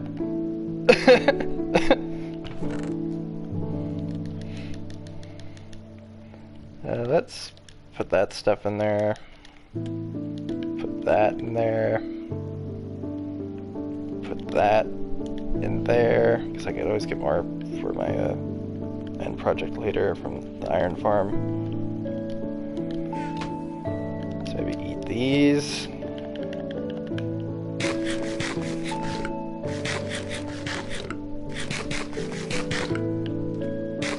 Why is it letting me eat this? That looks full to me. Weird. Let's put the last shovel there. Okay, let's go back to the end. I don't know what these crown things mean. Top fans? I don't know what any of that means.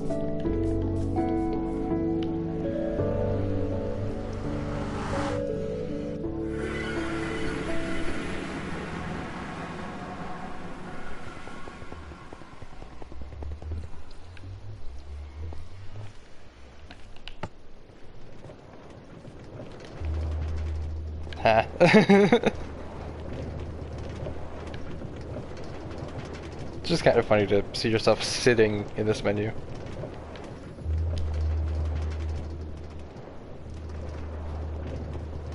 Thankfully, I never needed to use the shield and the sword. Oh yeah, I need to go back to the main base to sleep in the bed, and then to semi-spawn, and then go to the stronghold.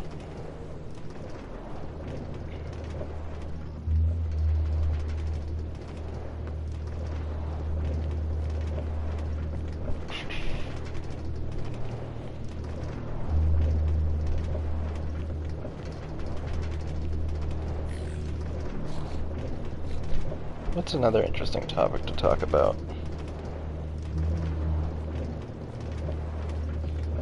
Yeah, it's like basically I make posts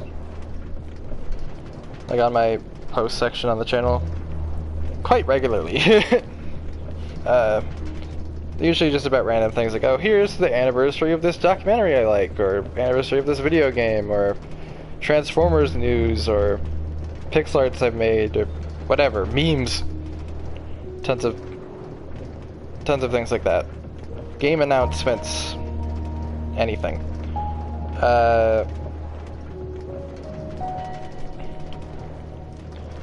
And like one funny one from 2 days ago, actually probably 3 days ago now.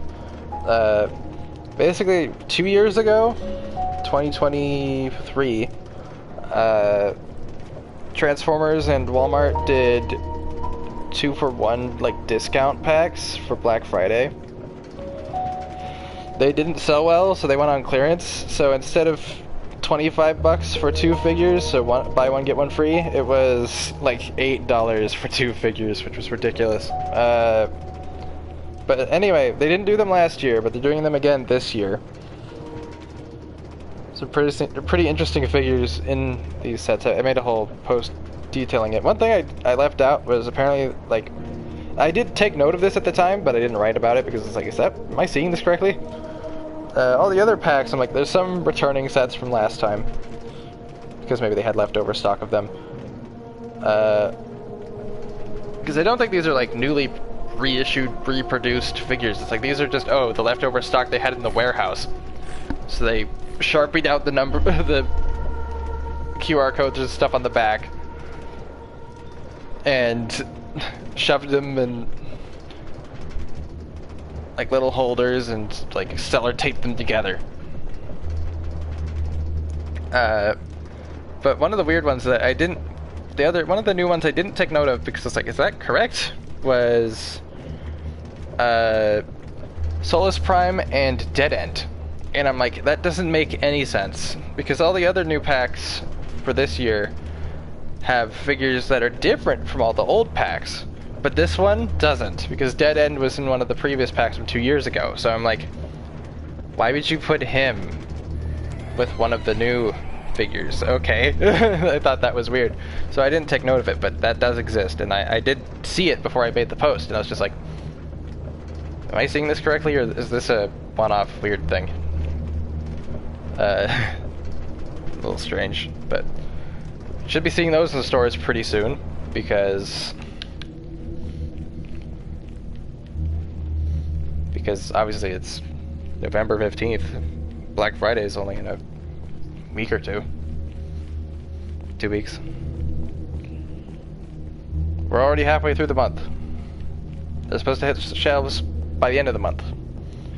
I wonder if they'll hit clearance too. I kind of hope so. It's like, the only set in here that out of those that I kind of like both figures of would be the Cosmos and Armada Wheeljack set, because it's like, oh, those are 2 figures I kind of like. Cosmos to go with my G1 stuff, and Armada Wheeljack's a cool character. I don't care for Armada stuff, like, at all, but he's cool. All the other ones are like, oh, I might like this one figure, but I don't care for the other one. Like one of the other sets I like is G2 Breakdown and Origins Bumblebee. And I'm just like, I like G2 Breakdown because I have Shadow Strip and G2 Dead End. But I'm like, I could always get him by himself if I wanted. Basically, a lot of this stuff is stuff that either didn't sell well or didn't hit shelves. So, because they were released so late. So like a lot of this stuff is like Legacy United Wave 5 deluxes specifically. I only saw those at GameStops. I don't think I ever saw those at a Target or a Walmart. And even then, I never saw G2 Breakdown ever. I don't know why, probably because he sold better, but I saw all of the other ones. I never saw Galaxy Shuttle at a store. I saw him at that collector shop I just talked about not that long ago, that I plan on going there in a week. But, in fact, I was going to go tomorrow, but it's delayed. We delayed that trip. But anyway, and another set I kind of like is Cybertron, Hotshot, and G1 Universe Optimus Prime. So it's based off the toy. I don't mind both of those figures. I don't really care for Unicron Trilogy, so I don't know if I really want that hotshot. And I just got the Ultra Magnus from the 4-pack. So I'm like, I don't really need this as Optimus, since I already have this figure as a unique character, which is what I do with my Optimus figures. I really only have one normal, standard, regular Optimus Prime. I only have one, which is the Netflix one. So it's like the Earthrise one in slightly darker colors, greenish windows. I like that figure a lot. All the other ones are different characters. So like Ultra Magnus, that's that G1 Universe mold. I don't have another Ultra Magnus figure. I have Toxitron instead of Laser Prime. I also have RID Velocitron Scourge because he was like 16 bucks at Ross, and I'm like, I'm not going to complain for that much for a leader. Okay, I'll get him. I have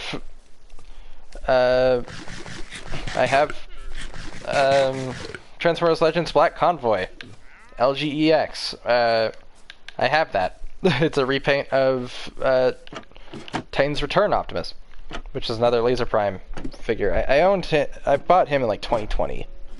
One of the first Japanese exclusives I bought. I have, instead of Siege Optimus, I have the Netflix Nemesis Prime, which unfortunately, he hasn't yellowed much yet, but like, he's not the perfect gray he used to be, and I don't know if he ever was, because I had him in box, sitting in my closet for years, so he could have always been slightly yellowed, unfortunately.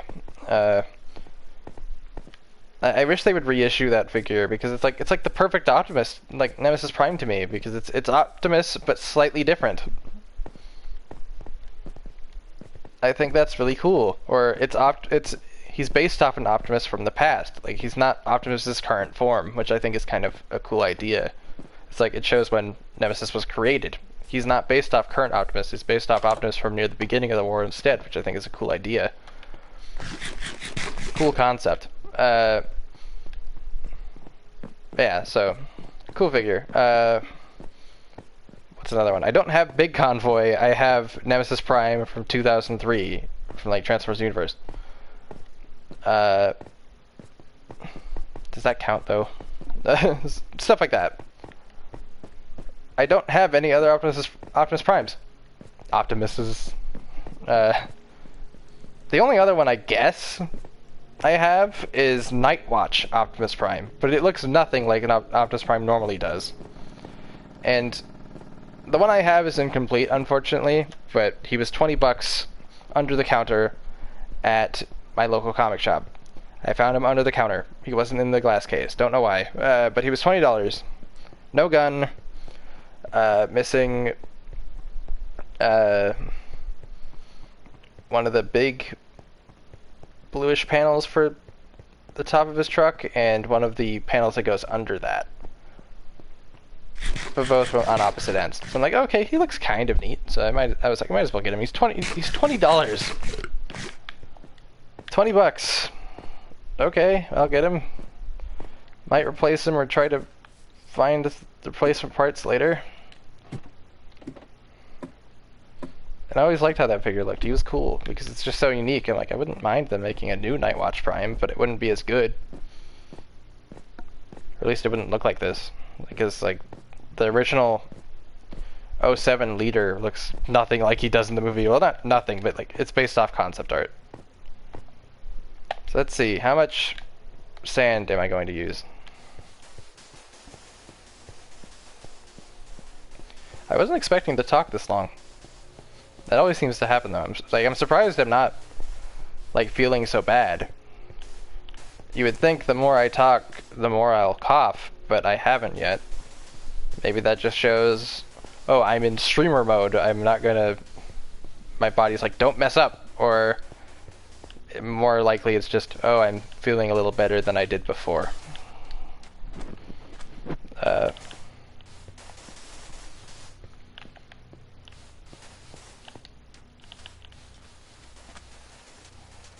Yeah, this is probably not going to be enough, but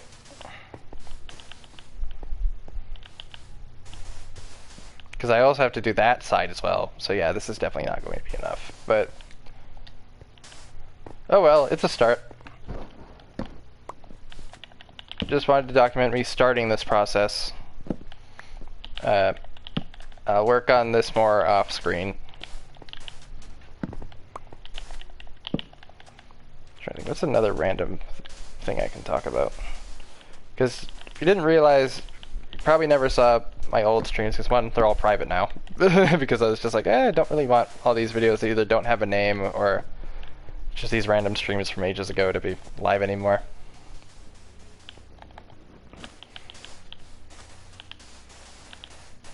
Just because I was like, I have too many things on this channel. I'd rather people watch my newer stuff. Not that they do anyway, but at least removing all those, making them private, not removing. They're not deleted. Makes that slightly more likely. I don't know. It's like, it's kind of funny. Like, I look at, like, what's my most popular video? I'm sure this is probably like for every YouTuber, but it's like, why are these still getting, like, why are certain videos still getting views, like, every week? It's like, why? Like, there's one video I made, which is my most popular video ever, which is, me at the Outlander Club, on Coruscant in LEGO Star Wars The Skywalker Saga. I uploaded that video around the time the game came out. Me going through that small little area and getting all the stuff in that area. And for whatever reason, it has, like, 70,000 views or something stupid, and I'm like, why? And it still gets views on a semi-regular basis. I'm like, who's still watching videos on this game? Are they watching this for a tutorial? This is the most simple area, like one of the most simple areas in the game. Areas in the game. Who needs to watch a tutorial on this? I don't know, I thought it was weird. Maybe it has something to do with the fact that the thumbnail is very colorful? Probably, because apparently the more colorful your thumbnail is, the more likely people will click on it. Doesn't matter what it is. Or at least the more likely it'll be recommended. Like, I'm not complaining. I'm like, that's an okay video of mine, so I'm happy that it did ridiculously well, but it's just like, I don't make money off any videos.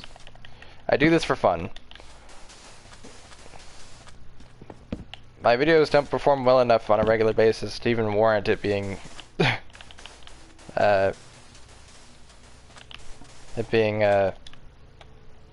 monetized at all.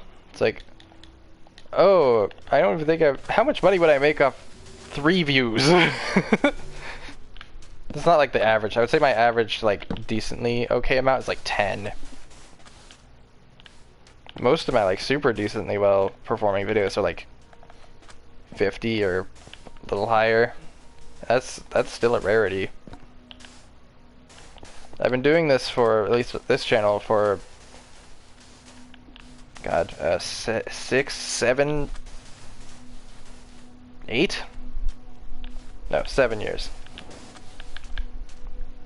Just me playing with my friends usually, and documenting the antics we got up to.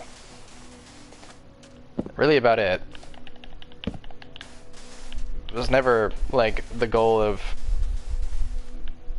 making money or anything. It was just, oh, I want to document the stuff we're doing.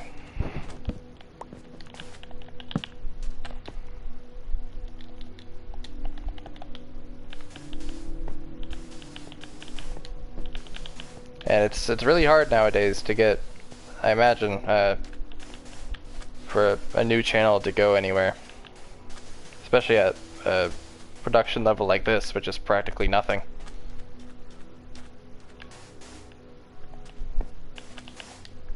I don't have a budget. I don't spend money on these things really at all. It's just like, oh, I'm playing the games I already have. I don't buy games.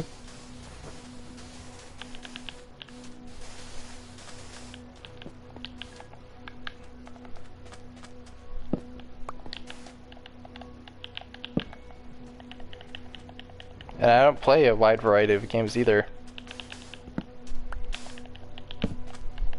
I don't play really popular games either, too, so yeah, I'm not surprised by that. by the... I don't get a lot of traction, but that makes sense.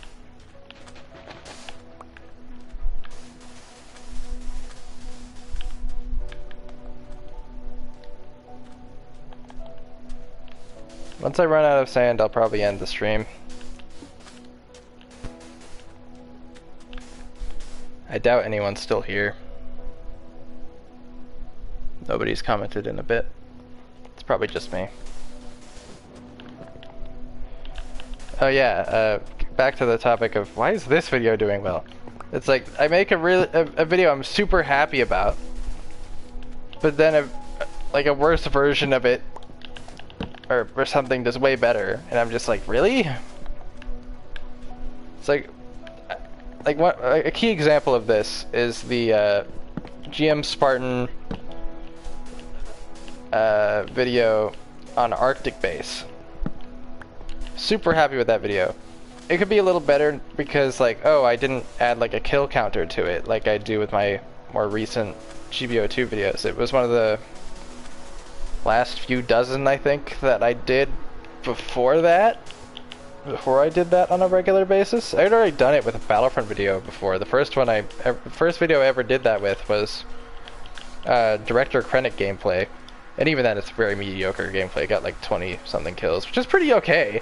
But it's like, yeah, I've seen people get like hundreds with heroes in that game. But that was the first video I remember, I think, that I did a kill counter on, and now I've done that for most of my videos. Just a simple editing thing. Just writing a kills blank, and then once I get a new one, writing it again with a different number and overlaying it over the one I just did, and then moving its time beyond that point so they don't overlap each other. That's all it takes. That's all it is. It's such a super simple thing.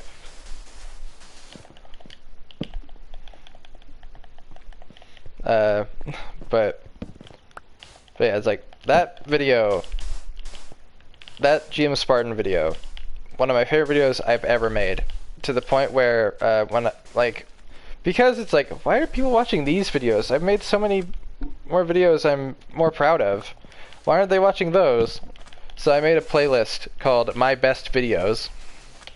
I don't remember exactly when I did it, but the first video in that playlist is that video. For whatever reason, the GM Spartan video I made where it was in green, like the classic colored GM Spartan, which isn't the default in the game because it's based off the Black Dog Squad colors in the game.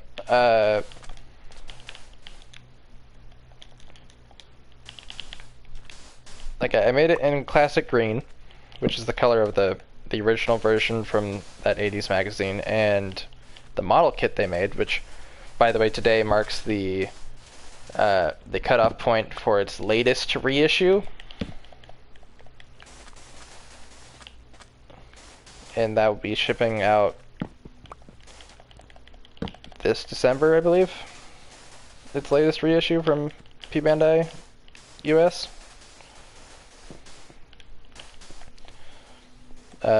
That stops at midnight, so 11:59 p.m. Eastern time today. But yeah, so it's like that gameplay of the green video, which I made earlier, like a week or two before my Arctic video. The gameplay in that's nowhere near as good. The video itself is just nowhere near as good. But yet it has like 20 more views than it. Or more. Not that the Arctic video is done badly, like it has like 80 views, which is really good for my standards. But I don't remember if it's gotten a lot of those since I put it in the playlist, or if whatever. Probably not, but whereas the other one is like 60 more or something. It's like at 120 something, I believe. 100 over. And I'm like, why did this do better? The other has a better thumbnail. It's a better video. I don't know. It's strange. Who knows why people watch what they do? Of course, they don't know how good the footage is when they see it as a thumbnail, but yeah. One thing I've been doing recently is I either include the thumbnail in the video or I make a separate video, private video of just the thumbnails, because for whatever reason, when you upload from Share Factory, because that's what I use, I don't even have a editing software outside of PlayStation. When you edit something in Share Factory and upload it to YouTube, it may look really good on your end on the PlayStation when you're editing it, but then for whatever reason it's super compressed when you upload it to YouTube. So like the thumbnail, I noticed after a while, I was like, these are really low quality thumbnails in terms of like they're like very pixelated. I'm like, that looks, why? So I realized, oh, if I make a video of just the thumbnails and then take a picture of that private video, or in that private video, and then make it then use that picture I took as the thumbnail, then I can get it to be as good of a quality as it is on the PlayStation. So I'm like, okay. Doesn't change the fact that also the colors are slightly different. Like one thing, I did the heavy gun as the Crimson Guard Immortal from G.I. Joe recently. You can tell I'm into G.I. Joe a lot more than I was before recently because I've been making some G.I. Joe inspired videos. Like in the last, I think like 5 days ago, my GM Guard custom as Alley Viper, or inspired by the Alley Viper, came out. Pretty happy with that video. That video is pretty good. Anyway, that was like 5 days ago. I finished it long before that, but I had it scheduled to go up that day. I actually think it was technically supposed to go up 2 days before, but I made another video and I was like, I'd rather have this go up first. I'd rather that go up first. Was I talking super fast just then? I feel like I was. Sorry about that. What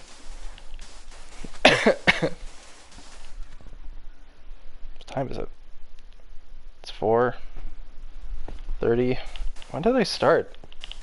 It's probably been at least an hour.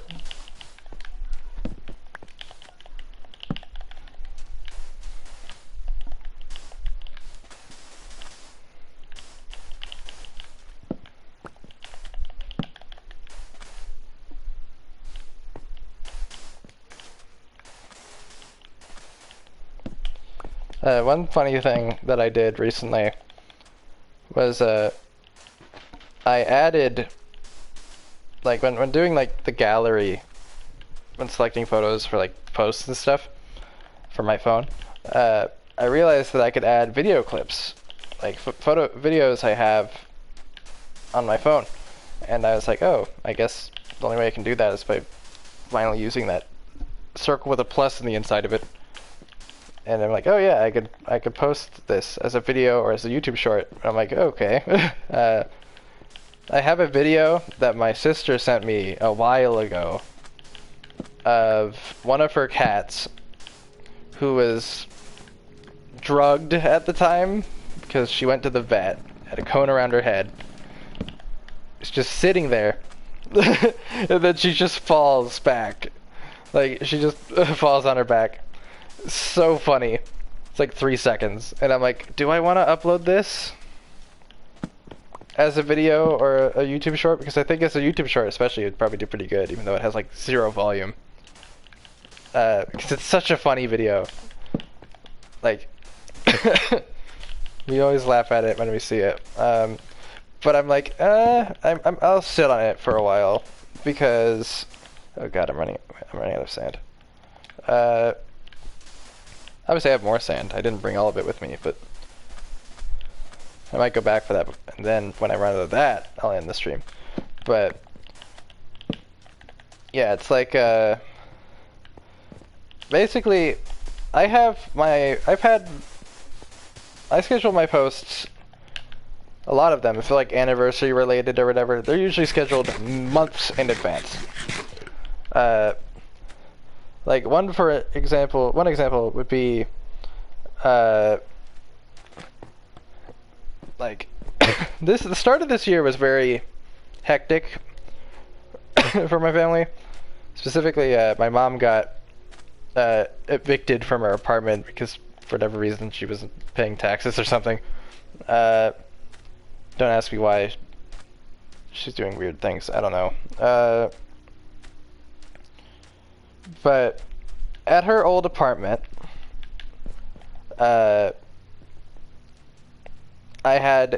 found a quarter somewhere along the line that was 25 cents. Well, obviously 25 cents is a quarter. What am I saying? From 2001, from New York. And I was like, wouldn't it be fitting to post this, the Statue of Liberty, to post this on the 25th anniversary of 9/11. So I took that picture, and I scheduled that post like over a year ago. But at the time, I couldn't schedule that to 2026 because for whatever reason it only lets you go like a year in the future. It doesn't let you go 2 years. So like some of these posts, like another one would be like Fallout 30th anniversary. I have scheduled, but that's in 2027, I believe. So right now it's labeled as 29th anniversary, just to make me know that I need to move this up a year once it's 2026. Because that's been in there for like a year and a half now.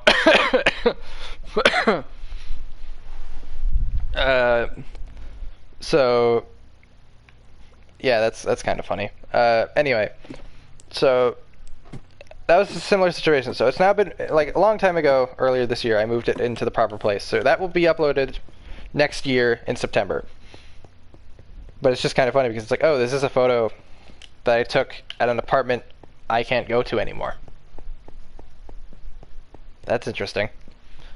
Basically, the same day, one of the first things I got this year, one of the first cool finds, I don't buy, like, I bought a decent amount of stuff from my local comic shop recently because I got a bunch of cheap G.I. Joes in, but most of the time I don't buy a lot of the stuff from my comic shop. I visit there all the time, but I don't usually buy things when I go there. I've seen a lot of cool things over the years. Like, one cool one that comes to mind was like one of the coolest things I found there, I think the coolest thing I found there this year so far was they had under the desk a boxed G2 Colossus, which is Clench's G2 name. Basically, Clench, which is a Euro G1 character. He came out in 1993. The same year G2 started, but he was a European exclusive. G2 didn't start in Europe until 1994. But every figure released that year still had G2 Autobot and Decepticon logos anyway, even though it wasn't G2. So they're not G2 figures technically. But the following year they were released in G2 packaging, with some of their names changed. Still didn't get released in the US. They just were still in Europe, but they got reissued the following year in different boxes, some with different names. His name was changed from Clench to Colossus. They had a Colossus there in box for like $250 or something. Obviously, I didn't have the money for it. If I did, would I have considered it? Probably not. That's a cool figure, don't get me wrong, but I knew that, oh, there's a Swapticon coming out for Clench this year, which means they're getting the trademark back, which means they're going to make a new proper figure of him in the future. So I don't need to buy that. And also there's the BotCon one too, even though I'd much rather than make a more faithful figure of him, because I think he's a cool design. Anyway, I don't think that Swapticon's even out yet still. Like, it was found at, like, retail, like, funny enough, it sold on Mercari months ago. for whatever reason. And the same day it sold on Mercari, on eBay, a Collector's Club Tread Shot sold for like maybe like 40, 50 bucks, or even less, something ridiculously dumb. No cat gut, but I'm just like, really? I would have loved to have bought that for that, but no, I wasn't checking eBay that day. I already owned him anyway. I also got him without cat gut, but I had to spend a ton of money to get him because he's such a cool figure and so rare. But one of the more expensive Collector's Club figures I bought, but I've bought over the years. But anyway, that was a big highlight from last year, I think. Was that last year? Yeah, it was. Anyway, back on topic. The same day that we go over to her place, like she was in rehab as well. We go over to her place to take things out so we can put it at a friend's house so she can have it when she gets out of rehab. We go to the comic shop before we do that, my dad and I, and one of the things we find is like the second thing I bought from the comic shop that year was in the glass case for 30 bucks was Dark of the Moon Vortex. This was a figure I saw there the previous year in box for like 60 something bucks. I was like, oh, I didn't know this figure existed. Or technically, when looking back, I actually did hear about him before, but I didn't really think about it, and I didn't really ever look into it. So me finding him in box at the comic shop last year was the first time I really was aware he existed. But I was like, oh, he's exactly the same as BotCon 2012 Spinister. That's where that head came from. Okay, that makes sense. Anyway, it was like 60 something bucks. Around the same time, they also got a Studio Series Brawl in. They got, I think, sometime around that period of time, they also had an evac from Transformers The Ride at Universal for like 30 bucks. Super dirty, dusty package, but I'm sure he was fine on the inside. They had him forever. It was funny when I later realized how expensive that figure usually is. I'm just like, why? Why is this figure so expensive? Okay. That's more what I expected from cops. It also doesn't help that I'm kind of laughing at the same time. It's getting dark in here because I haven't turned the lights on. Surprisingly, the heat from the headphones isn't bothering me much anymore. Because I've had them on for so long.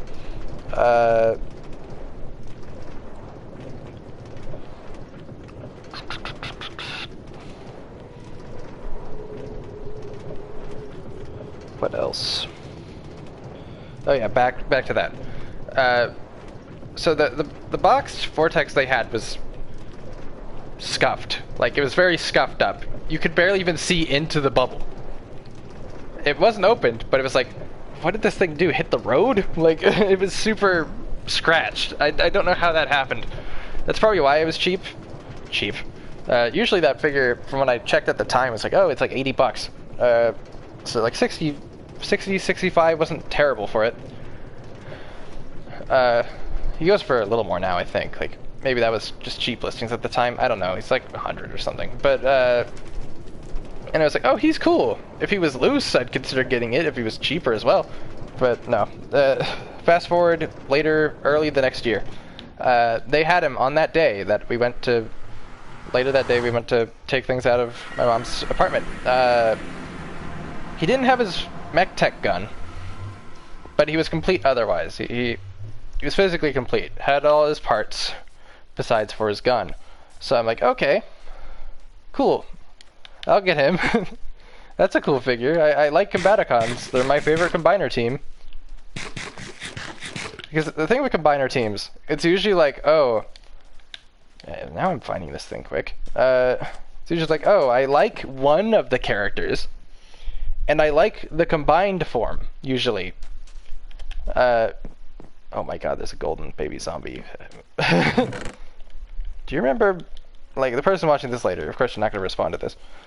Baby zombies used to, not die in the sun. It didn't matter if they were wearing armor or not. Okay, so that's all the sand. I'm gonna walk away from that before he sees me, because I do not want to deal with that. But yeah, baby zombies used to not die in the sun. I don't know why, they just didn't. I later, I did research, because, like, didn't they not die in the sun before? They removed that for, like, the update Aquatic, I believe.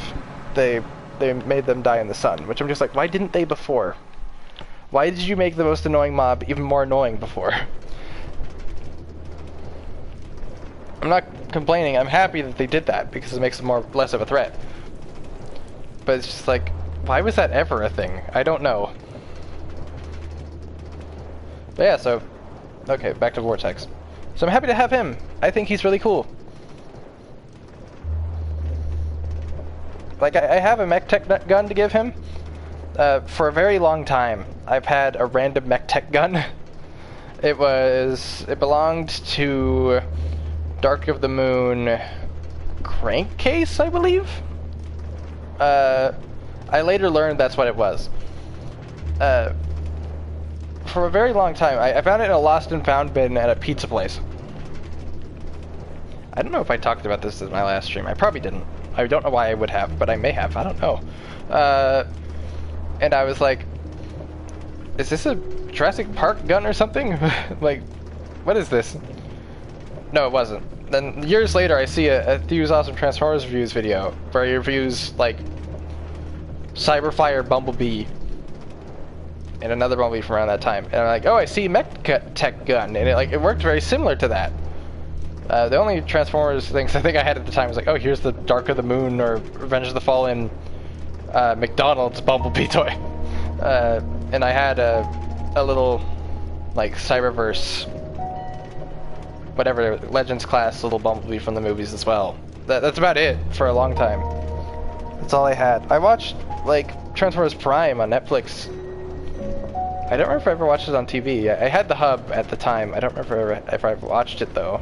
It's been so long. But I did watch that channel. I did see the toys. I watched reviews as a kid, but I never bought them. I don't know why. Probably just like, oh, I'd rather buy Ninjago sets. Because those were also, I loved those at the time. I never watched that show beyond, like, its original ending. Well, I did. I watched the Ninjroid season, but that was it. I never watched it again, because I was just like, it already had an ending. I just lost, like, I don't know if I got bored of it. And at this point, I'm like, I'm not going to return to that. I might, like, try to regain the minifigures I had at the time.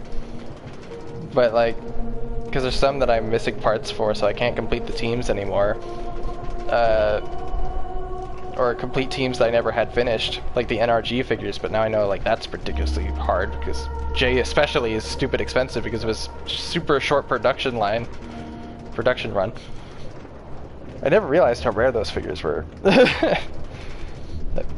Somehow, some way, I've kept Cole and Zane from that. Those only two I ever had. I've kept them still after all these years. I'm like, how do I still have these? Zane, I'm like, he was never disassembled, but Cole somehow was. I don't remember why, but I had to fish through, or sift through, to be more accurate. I have like a tub of like Lego parts that were inherited from my cousin, who inherited them from, I think, his dad. So there's a lot of like old stuff in there too, like a 30, 40 plus year old, even maybe even older, minifigure like Lego parts. And I'm just like, somehow some way his parts ended up in there, and I somehow found all the parts for him, minifigure parts. I don't have his spinner anymore, unfortunately. That was another thing. They stopped making the spinners. That was my favorite part. I loved those sets, but they stopped making them. That's probably the main reason I stopped being into Ninjago, because they got rid of that. Like, that was a that was something they got rid of, and I'm just like, why? I liked those. They were cool. It's like Beyblades, but with Legos. But a little different than Beyblades, because you had to knock a figure off and stuff. I'm like, I thought that was awesome. But yeah, it was just... I don't know. But yeah, back to the mech tech gun. I later realized, oh yeah, well, obviously it works the same as a mech tech gun. Is it a mech tech gun? Because, like, from those Bumblebee figures, I'm like, well, from what I can tell, mech tech guns may just be all solid color. This has color separation. It's black with silver things on the end of it, and it has like a brown pull tab. And then I realized, nope, yeah, this is a mech tech gun. I just thought that was, I was like, oh, I've had a mech tech gun all these years. Somebody lost it at a pizza place, and it was in the bin, and I was like, I guess I'll take this home. They're probably wondering, like, did they ever come back for it to try to find it? I kind of hope not. But, oh well. Just kind of funny. I kind of wonder who it came from originally. It's kind of a over 12 probably year-old mystery. I don't know. Something interesting to worry about. Wonder about. I'm trying to think, do I talk over myself and mess up when I speak all the time when I'm not streaming? Probably not. Like, I'm not even talking to anybody. There's no one here. It's just me.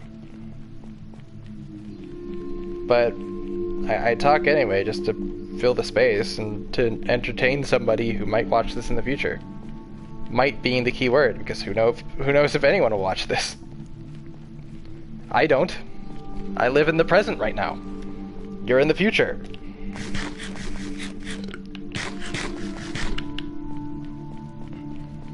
So you're in the future, which will be eventually the present.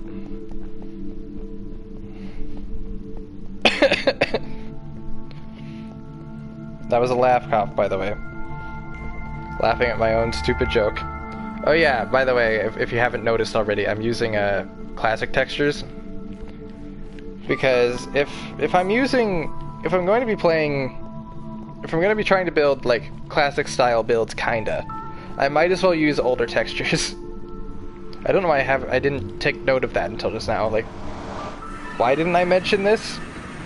Because it's like, that's a thing I should have mentioned earlier.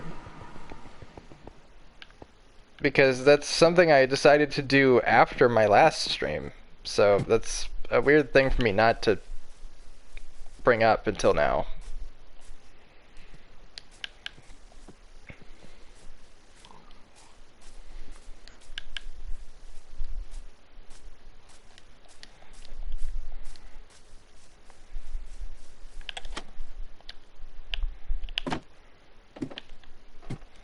So yeah, so let's see, what's my 19% on battery?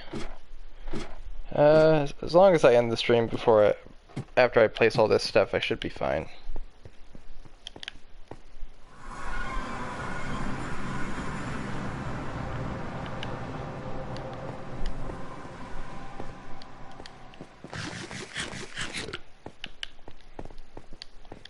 So I've had a lot of fun with this project. It's one of not my most ambitious project.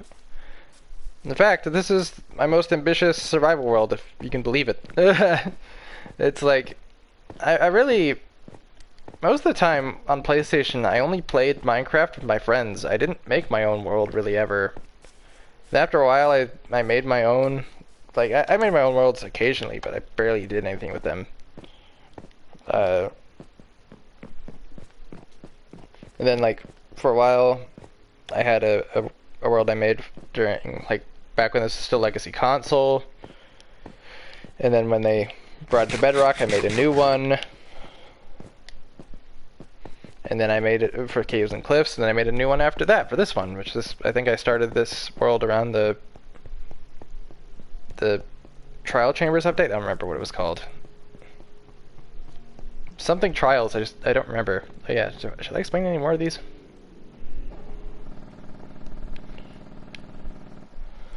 Yeah, Ice Track and Rainbow Road. This would be a ice track for boats, and then Rainbow Road would either be that with rainbow colored wool, like different colors of wool around it, or it would be, this would be like a, it would be a rainbow wool or glass maybe track for horses, I think was the idea. I don't know if I'll do that.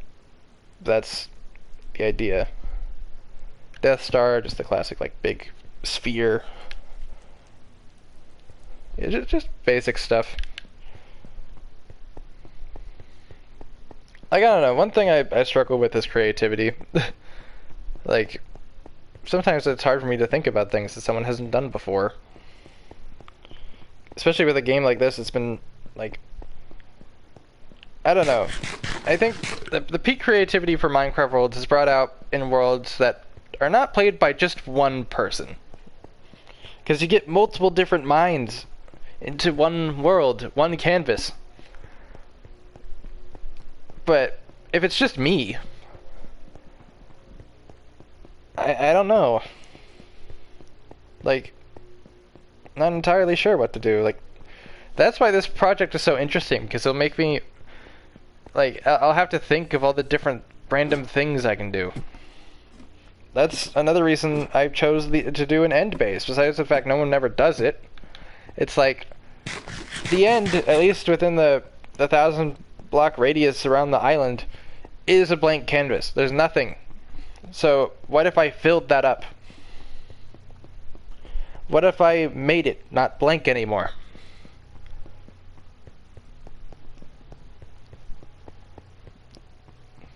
Just try to do something, like, try to express my creativity in some way.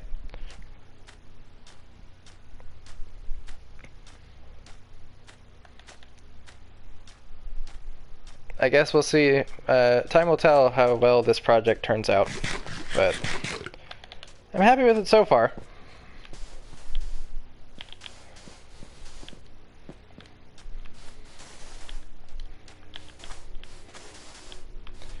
Oh yeah, going back to the mech tech gun. It's like, oh, I could give Vortex that mech tech gun. I think he could hold that. But because I didn't get catgut with my tread shot, I have him holding it right now. Only kind of holds that though. And then there's another figure that if I do get, will definitely hold it. I'll definitely have him hold it. Because, like, tread shot is guns. He doesn't need a gun. He has a gun in his torso. He has missile launchers on his shoulders. He doesn't need a gun. He is guns. And originally, he literally was a gun. So it's like, he was a revolver. So it's like, he doesn't need guns. He is one. But one figure, if I do get them, will definitely have it. And it will fit super well, too. Basically, the figure I'm potentially planning on getting and giving that to is Darkside Soundwave from Movie Advanced, which was the Japanese version of the Age of Extinction line. It's pretty much take Dark of the Moon Soundwave, make him into Sound Blaster, pretty much. That figure was originally planned for a like a special line, like movie trilogy, I think is what it was. Unfortunately, it never came out. That line. He would have come with a gun. That line never released. But he was originally intended for that. Got canceled. A few years later, they repurposed that figure for Movie Advanced. But unfortunately, they didn't give him a gun. I don't know why. It's like, you didn't have mech tech weapons lying around? You couldn't give him something? Oh well. So, it's like, well, he doesn't come with a gun, so I might as well give him a gun, and that would work with him.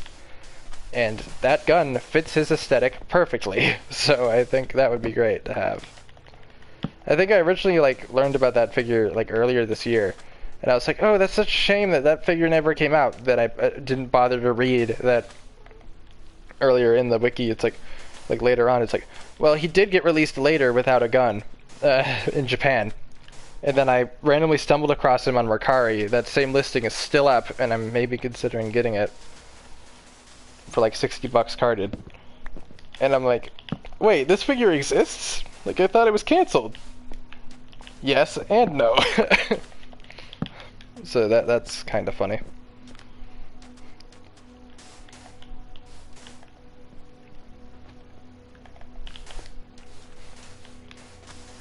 Speaking of dark side, whatever, it's like one of the things that I saw last year that I regretted not getting. Like, I wanted to get it, but I kept delaying it. They had it for months. They had at my local comic shop Darkseid Optimus Prime from Tokyo Toy Show. What year was it? 2011 maybe? 2012? 13? I don't know. He was a Nemesis Prime version of, I think, War for Cybertron? Or Fall of Cybertron. I think it was War for Cybertron. Yeah, I would say War for Cybertron. Optimus Prime. The video game, not the Siege series, because obviously that didn't exist for another, like, 8 years. They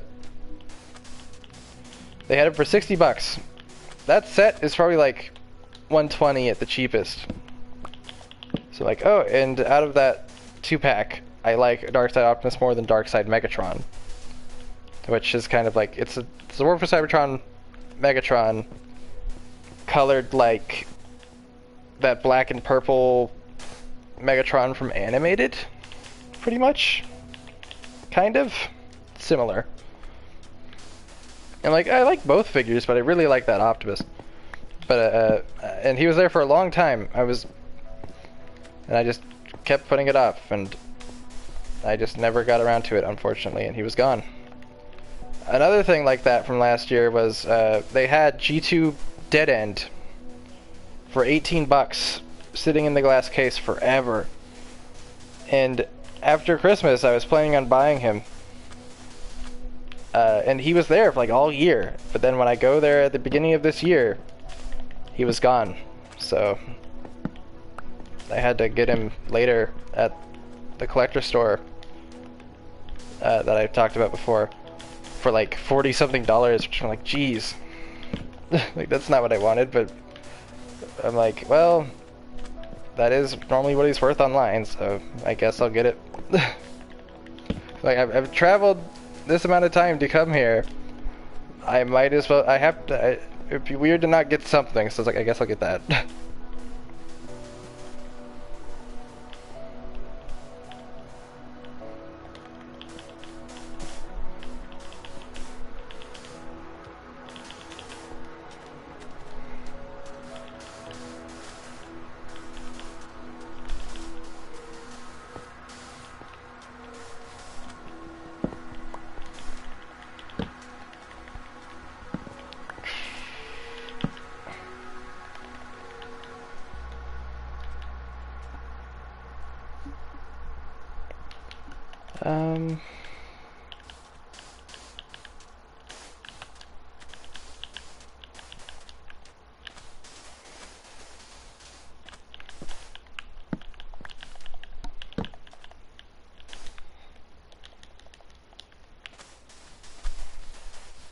Yeah, no one's been in this chat for a while. Well, actually, that might be someone.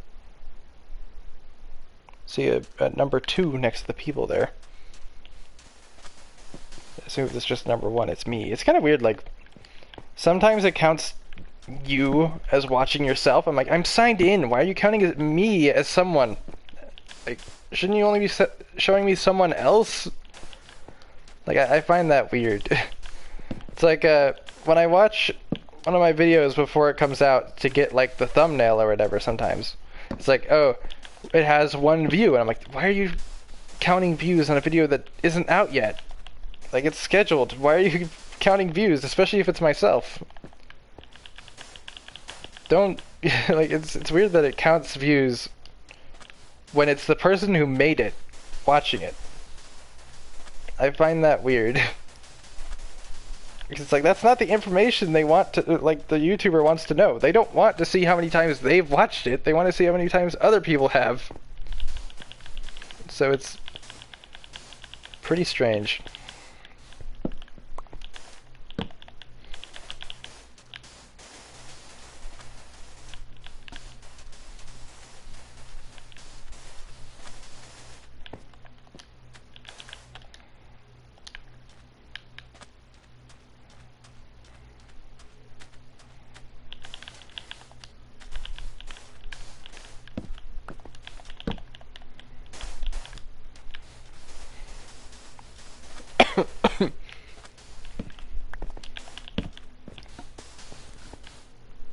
It's now 5.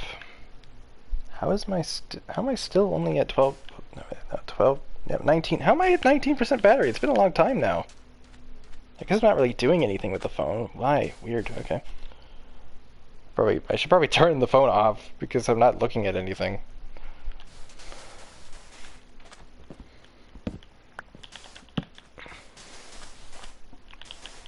Oh yeah, that's right.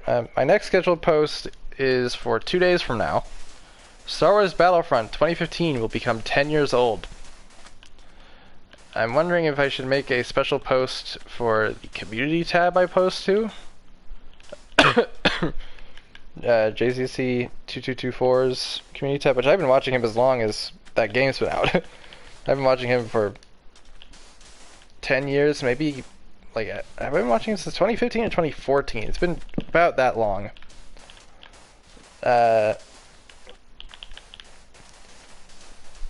Anyway, I'm like, should I grab my Imperial Shock Trooper Black Series figure, which I think I got off like eBay for an okay price, not like stupid high yet, because that figure was scalped eventually.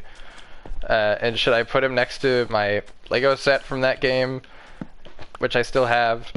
And should I put him next to my copy of the game and say happy 10th anniversary? Should I do that?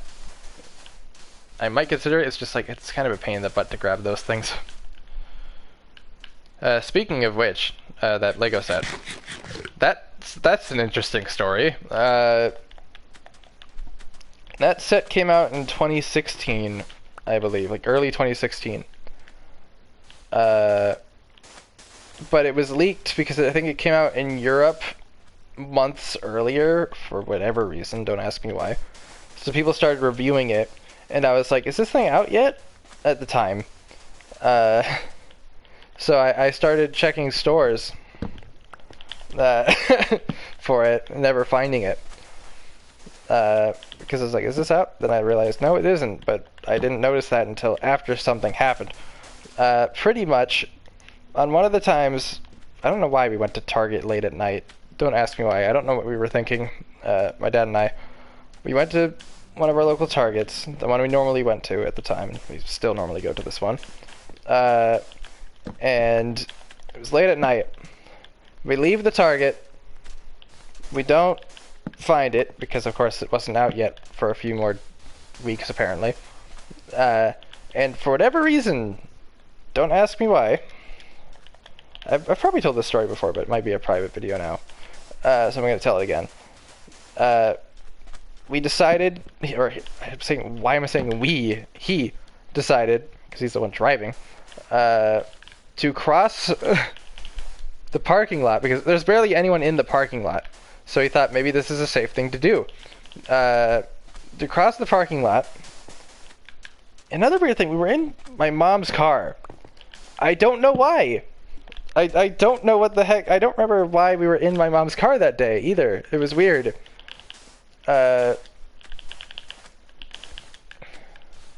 Really strange. It's a very weird memory, because it's just like, why did this happen this way? But one of the things that was in the parking lot, so we tried to cross the parking lot the way you shouldn't, which is crossing the parking spots. Because there's barely anyone in there.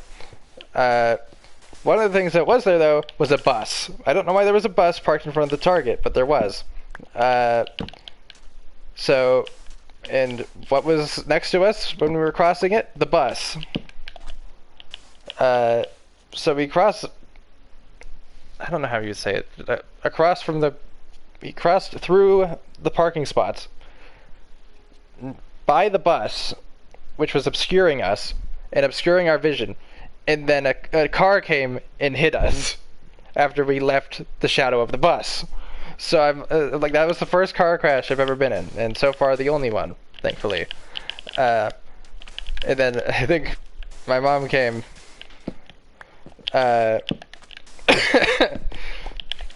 with his car to pick us up. I'm just like, why did... It's just such a weird memory to think about after all, like, 11 years. Because I think this was either late 2015, probably early 2016. And I mean, at like 11 years old. It's just like, what was going on? Like, we eventually did find that set the day it came out. It was Leap Day. Technically, it was supposed to come out the next day. But because it was a leap year, it came out on Leap Day, which was technically the day before, but if it wasn't a leap year, it would have been the correct day. So yeah, that's how. So I had a funny story with that set. Still like that set a lot. The shock trooper, the officer, or the technician, and the two jump pack troopers. And I think I also got the Rebel set, which I think came out around the same time. I have both those sets still. Because, to nobody's surprise, a smaller set is easier to keep hold of and intact than the bigger one. So, I still have those intact since the day I built them. They used to sit on my dresser in my room at my old house. House, not apartment, house. Okay, that's all the sand.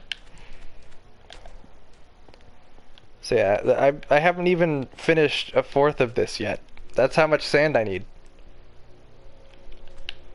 And then once I do that, I will fill in the water. I'll pretty much connect these together. This one, the one under the bridge, and that one. They will be connected together, water filled in between them, and then after that, I will build cobblestone going across this way to connect to here, and then all the way around the whole thing, and then fill in the water. I might make that a stream later, but that's not going to be until I get all the sand, so that's not going to be for a while. And also, all the cobblestone. That's going to take a long time. It will be funny though, because that means I'll get all these torches back. Because they'll be deleted by the water. In fact, I made all this platform before I made these water areas, so I did get torches back when I made these water areas, which is funny. And of course, I'll also fill this in. I could do that now. Like, I could fill this in with cobblestone, but I'm not going to yet. And then cover it with sand, because I did that on the other end. There used to be an opening over there.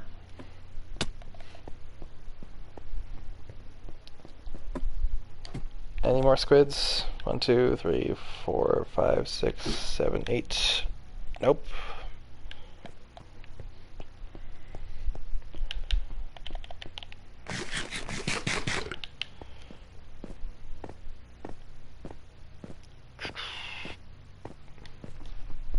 What time is it? It's 5. It's already getting a little darker outside.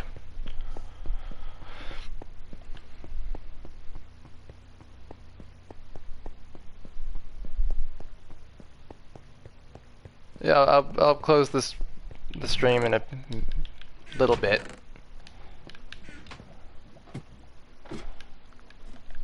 Yeah, it was funny that 3 more squids spawned in there again just before I started this stream. That was kind of funny and annoying.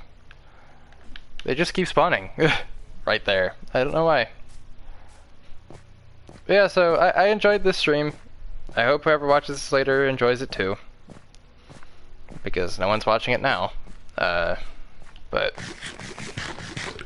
I'm happy at least some people popped in. They didn't say much, but and yeah, it is kind of normal. Like a lot of the that looks really cool. A lot of the things that people will say if there's someone I don't know, if they pop in, they usually say, "Oh, can I play with you?" And especially now, usually it's always like,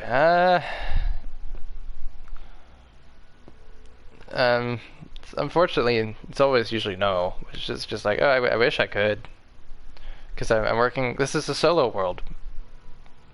I'm doing this by myself. I don't want people messing with it. But especially now, it's like I can't. Even if I wanted to, I can't, because I don't have PS Plus anymore. At least not right now. So that answer will forever be a no until that happens. So there you go. So that's unfortunate, but nice for people to stop by anyway. So yeah, I think this will be my sign off. I hope if you're watching this later and enjoyed it, I hope you enjoyed it. I enjoyed it to a degree. Not very eventful, just shows you what I've been up to. I wish I could complete all the sand, but that would take probably another 4 hours, so I'm not doing that on stream. Anyway, I'll work on it later, but I wanted to start the process on camera. Yeah, I've not even done a fourth of it yet. Close, but oh yeah, over. Can I? Okay, over there, right where that sand is. Did I fill that in yet? But you can see where the sand is. The next block, 2 blocks over, were an opening. That's where I walked over there. But now that this bridge is here, I think I may have filled that in. I'll actually go over there. I'm not sure if I might extend this ladder down to go down all the way on all these ends, because it can fit that. And I'll just have like a rock platform under all those legs. I could do that. Like the ladder could fit under, like in the middle of that. It could go down there. Like I might do that, but haven't done it yet because I'd rather do that after the water is filled in. But the water cannot be filled in until the sand is there.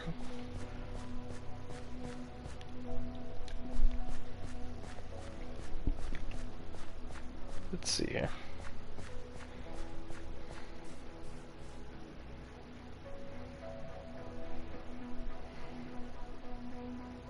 Not really seeing much.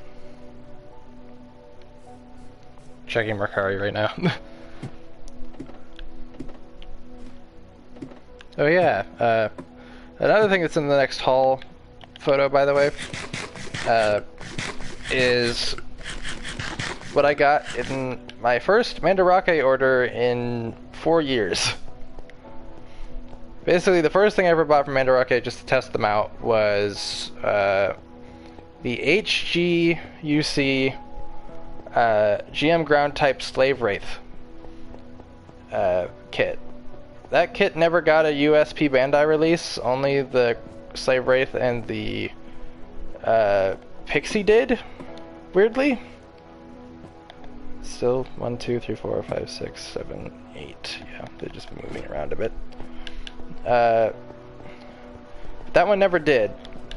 So I bought it at the time because it's like, well, this is the one I like the most because I like the GM Ground Type and I love those colors and I use them in the game, so I might as well get it. Their most recent reissue, which they got a recent reissue I think last year, they did finally release that kit in the US, so interesting. But this time I started thinking about using them again a year ago? No, what am I saying, a year ago? This summer. I started thinking about, oh yeah, no, the hole's still here. I was like, did I fill that in? I thought I did. No, I didn't. I didn't fill that in. This is the end base, by the way, as the title suggests. Hello. I see that somebody has commented. I was thinking about just ending the stream, and I'm probably still going to do that. But I was talking about, I was like, oh, I was checking if that's still there. But, like, back to the Mandarake story. I first started thinking about using them just before I went up north to visit family for the summer. And we visited a comic shop up there. Really cool comic shop. They had some cool stuff. Like, they had BotCon 2001, I believe, Tigatron, and they had OTFCC 2004 Sentinel Maximus. The second and third 3H BotCon toys I saw. The first one was, like, I saw it in person. The first one was BotCon 99 Sandstorm. My local comic shop had him for, like, in box for like 400 or something. Speaking of Sandstorm, another funny thing. He was posted on eBay for, like, loose for complete for like 40, 50 bucks last month. I thought that was funny. He was up for like a day or so. And I was like, oh, or a day or two. I was like, oh, that's cool. Would I buy that? As my first, like, non-fun pub BotCon toy? No. But I was like, that's a good price for that. Even though I saw the latest version of that figure, which was the Walmart exclusive, a million times, because they got them in a lot, and Ross therefore got them in a lot because they never sold well. So it's like, I've seen Sandstorm a lot, but the original toy does look a lot better than the Legacy version does. But I was like, yeah, that's cool. But someone bought that. I'm like, oh, you got a good deal for that. Nice. But it's like, so I thought that was funny. But anyway, so when we went to that comic shop, I was hoping, I was given a budget of like 100 or something. And if we found something I could use that much. And I was like, oh, they had a lot of cool stuff, but nothing that I could either afford, or the stuff I could afford I didn't really care too much for. So my dad was like, oh, well, you can use that on that Japanese site you've been talking about. You can use it on something else, because we didn't find anything there. So that's what I planned on doing. And at the time, it would have made sense. But for whatever reason, I kept putting it off, because there was 2 items that I was hoping would show up, because they were there in the past, but weren't there at the time. And they never did. I waited months for these things to show up, and then they didn't. There was things I had in a backup if I ever just decided, heck it, I'm tired of waiting. But eventually, one of those things also disappeared. So,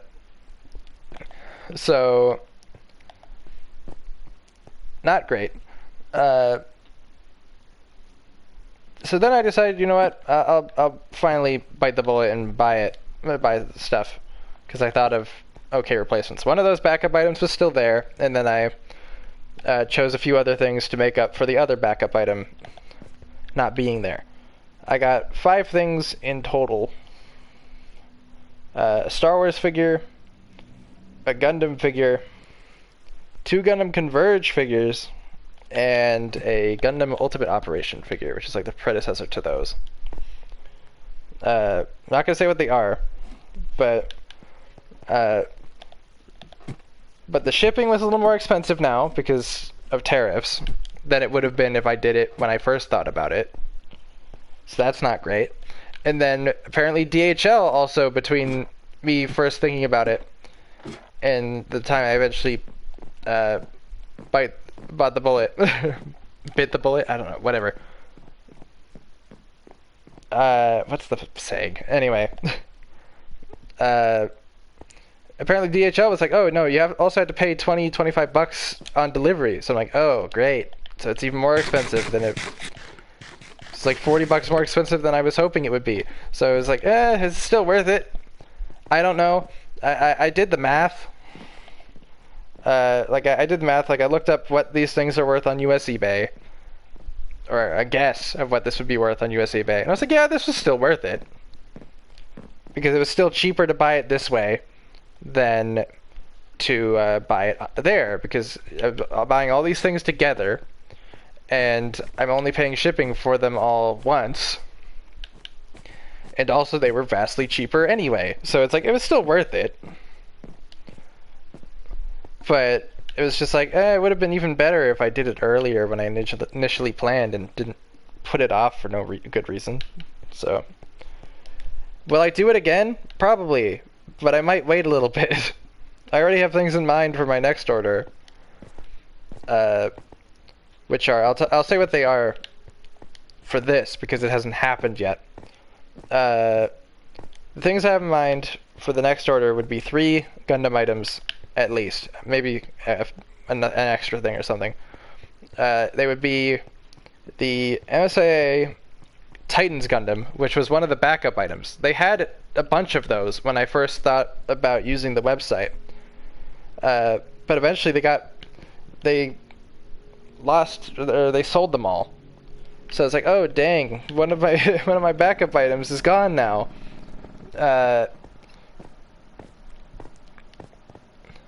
And ironically, like 2 days after I finally decided to order things, a Titans Gundam from the warehouse, so I could have bought it with all that stuff, appeared. And I'm like, dang it, why does this always happen? So, like, the universe was like, haha, no. So, it's like, it wants to laugh at me. Anyway. So... yeah, I thought that was kind of funny and annoying. The next thing would be the Gundam Ultimate Operation Titans colored, like, Titans test team. It's not really even in the... it's an Ultimate Operation figure, but it's not in the Ultimate Operation line. It was like a special release.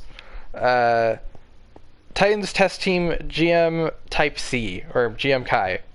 Love how that figure looks. I'd rather pay, like, a few dollars for it and combine shipping with something else for it than pay 30 bucks for that alone, or even more, because it's not worth it. That tiny little thing is not worth that. And then the third thing would be the Gundam Converge GM Quell, because that just came out, and I was like, that will be available by the time I use it again, and hopefully it'll be on Mandarake. Mandarake, for those who don't know, is a Japanese website. It's like a collection. It's a bunch of brand name used collectible stores. There's usually like one in every major Japanese city, and then they have a warehouse. So basically, a bunch of the things are like they have the specific city name. And and if you order, you can only buy things from, if you want to get multiple things at once, you can only get them from the same location, because they don't combine that. So it's like, and if you buy it from one of the proper stores, they have to check to see if they still have it. If you buy it from the warehouse, then you know they have it. All the things I bought were from the warehouse, so I knew they had them for a fact. I still had them anyway. So, God, it's dark now. So those 3 things, 3 Titans items. I'd probably add a 4th thing, but I don't know what it would be. One thing, I'm probably a Transformer, maybe, because I've seen some cool Transformers show up over the time I was paying attention to it, because I used to pay attention to it a lot when I was considering it, and I did that for like 2 months, which I'm just like, I shouldn't have waited that long, or 3 months even, a long time. Did I just see a squid in there? Am I hearing something? Sounds like I'm hearing something. It's probably in a different apartment. Sounds weird. But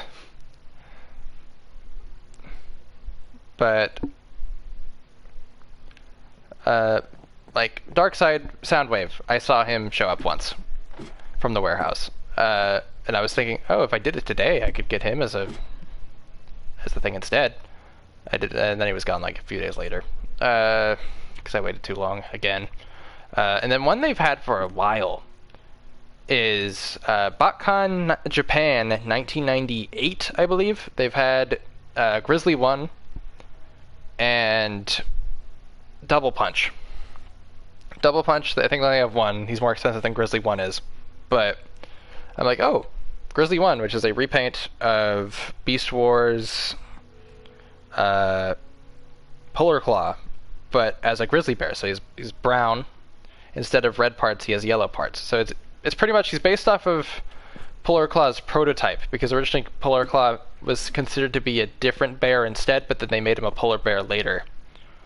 But initially he had a different paint job. So I don't even know if they made him as a polar bear, like, intentionally. I think his mold was just supposed to be a bear, and then they decided what bear species do we want it to be, and eventually, after late in development, they considered it still being a grizzly bear, but then they decided, or a brown bear, but then they later decided, you know what, let's make it a polar bear instead, because we have too many brown colored figures. A lot of figures for Beast Wars in its like first wave got changed, like their color was changed because of like, oh, we have too many figures with this color. It's like Tigatron was originally going to be a orange tiger. I don't know what species exactly that is because there's multiple orange tiger species, but they made him into a Siberian white tiger instead, I think is what that species is called. Anyway, not a white tiger, but Siberian tiger? I don't know, whatever, a white tiger. Tarantulas was originally going to be orange. That's what the 4-pack figure they did, was it last year? Yeah, last year. Last year's 4-pack Tarantulas toy colors was based off of. It was based off the prototype. Originally, the original Tarantulas figure was like a clear orange and gray. The new one is just normal orange and gray.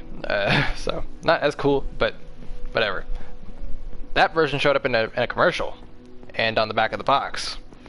I think Polar Claw, he wouldn't have been called Polar Claw at the time, but the brown version of that figure initially, I think it was still early enough in development that it didn't feature in commercials, but that was a prototype color scheme they were considering before they switched some things around. That's the funny thing about toy development. It happens a lot. Like, Armada, Transformers Armada is another victim of this. For whatever reason, like, Armada Tidal Wave in the US line, well, obviously Armada Tidal Wave, is more of a green, where in the show he's purple and gray, and in Japan he was purple and gray, but for whatever reason they changed him to more of a green color, apparently because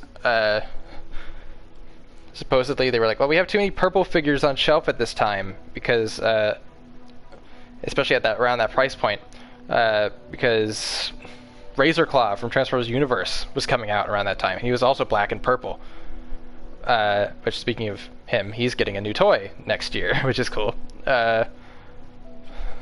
He's repainted Tigerhawk.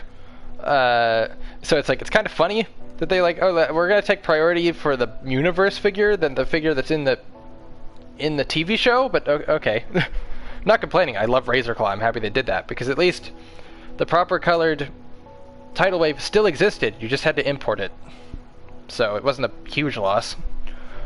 At least it still existed. Another really weird one is what's his name? Power Link's Armada Thrust. Armada Thrust is normally a gray and a green. His Power Link's recolor, which was like the late in the show like power-up color scheme, I don't think he ever got that in the show because he got like crushed. Spoilers for a TV show that came out 22 years ago. But his Power Link's recolor, like repaint, was originally going to be classic Thrust colors, which G1 Thrust was black and red. Really cool, right? For whatever reason, they had too many... Oh yeah, I know the reason now. Power Link's Demolisher was changed from a... His original color scheme was going to be similar to G1 6-Shot, but they decided, let's make him black and red instead. And for whatever reason, they came out around the same time, so they didn't want two deluxe Decepticons in black and red. So instead of deciding, let's go with a different color scheme for for Demolisher, and keeping the one that makes sense, which is Thrust being in his classic colors, they changed Thrust's colors to like a caramel color. I don't know, it was very weird. But they did this so late that his card art, like his trading card art, is still the red version. The toy on the back of the box is still red. It's only the figure on the inside that's different. And it was also done so late that the red version was produced. They just didn't release it in the States. Enough of it was produced that they sold them at a Japanese toy show. And then leftover stock that wasn't brought for that toy show and was given that toy show sticker eventually ended up in a warehouse in Europe, and they showed up for a few years after that, like in 2005 or so. So it's really weird. That's another figure I like, that I would like to have. I know that toy isn't the greatest, but I'm like, I love the history behind that red Thrust figure, and I do think it looks really cool. So that's another figure that's on my my hope to acquire someday list. Another funny thing also is his minicon's slightly different. The original red version of Armada Power Link Thrust didn't have blue parts, so his minicon was like an off-white and black, including the missile was white, like the body. But the later recolor included the missiles were made blue. So the later minicon is a slightly brighter white, black, and the missile is blue instead of the same white. So it is different. So it is kind of interesting. That's a weird thing to end on, but I think I'm going to end on that. So I'm happy with this stream. It's cool to show off this stuff more properly, because technically it wasn't the 8x speed video of that, but it's me running around around it. It's not me talking about it, obviously. It's not me showing it off. It's just me being around this stuff. So, and obviously this area wasn't finished yet when I did that. In fact, I don't think any of this was even filled in. Like, I filled all that in the last few days, and I did that overhang area. I did all that in the last few days. Well, I did all this area, I think, after I built the bridge, but then I got sick, so I didn't play it for a week, and plus I decided to play GBO2 instead because I've been playing Minecraft for like a month straight. So I took a break. Then I came back after I was feeling slightly better. Obviously you could tell I'm still a tiny bit sick, kind of. So I decided to finish that area over there, or do that area over there, and make that. So that's what I've done in the last week. So yeah, how am I going to end this? I'll just end it. Whoever's watching in the future, I hope you had a good day or night. I don't know what time it is for you, because obviously it's not that time yet. Bye-bye.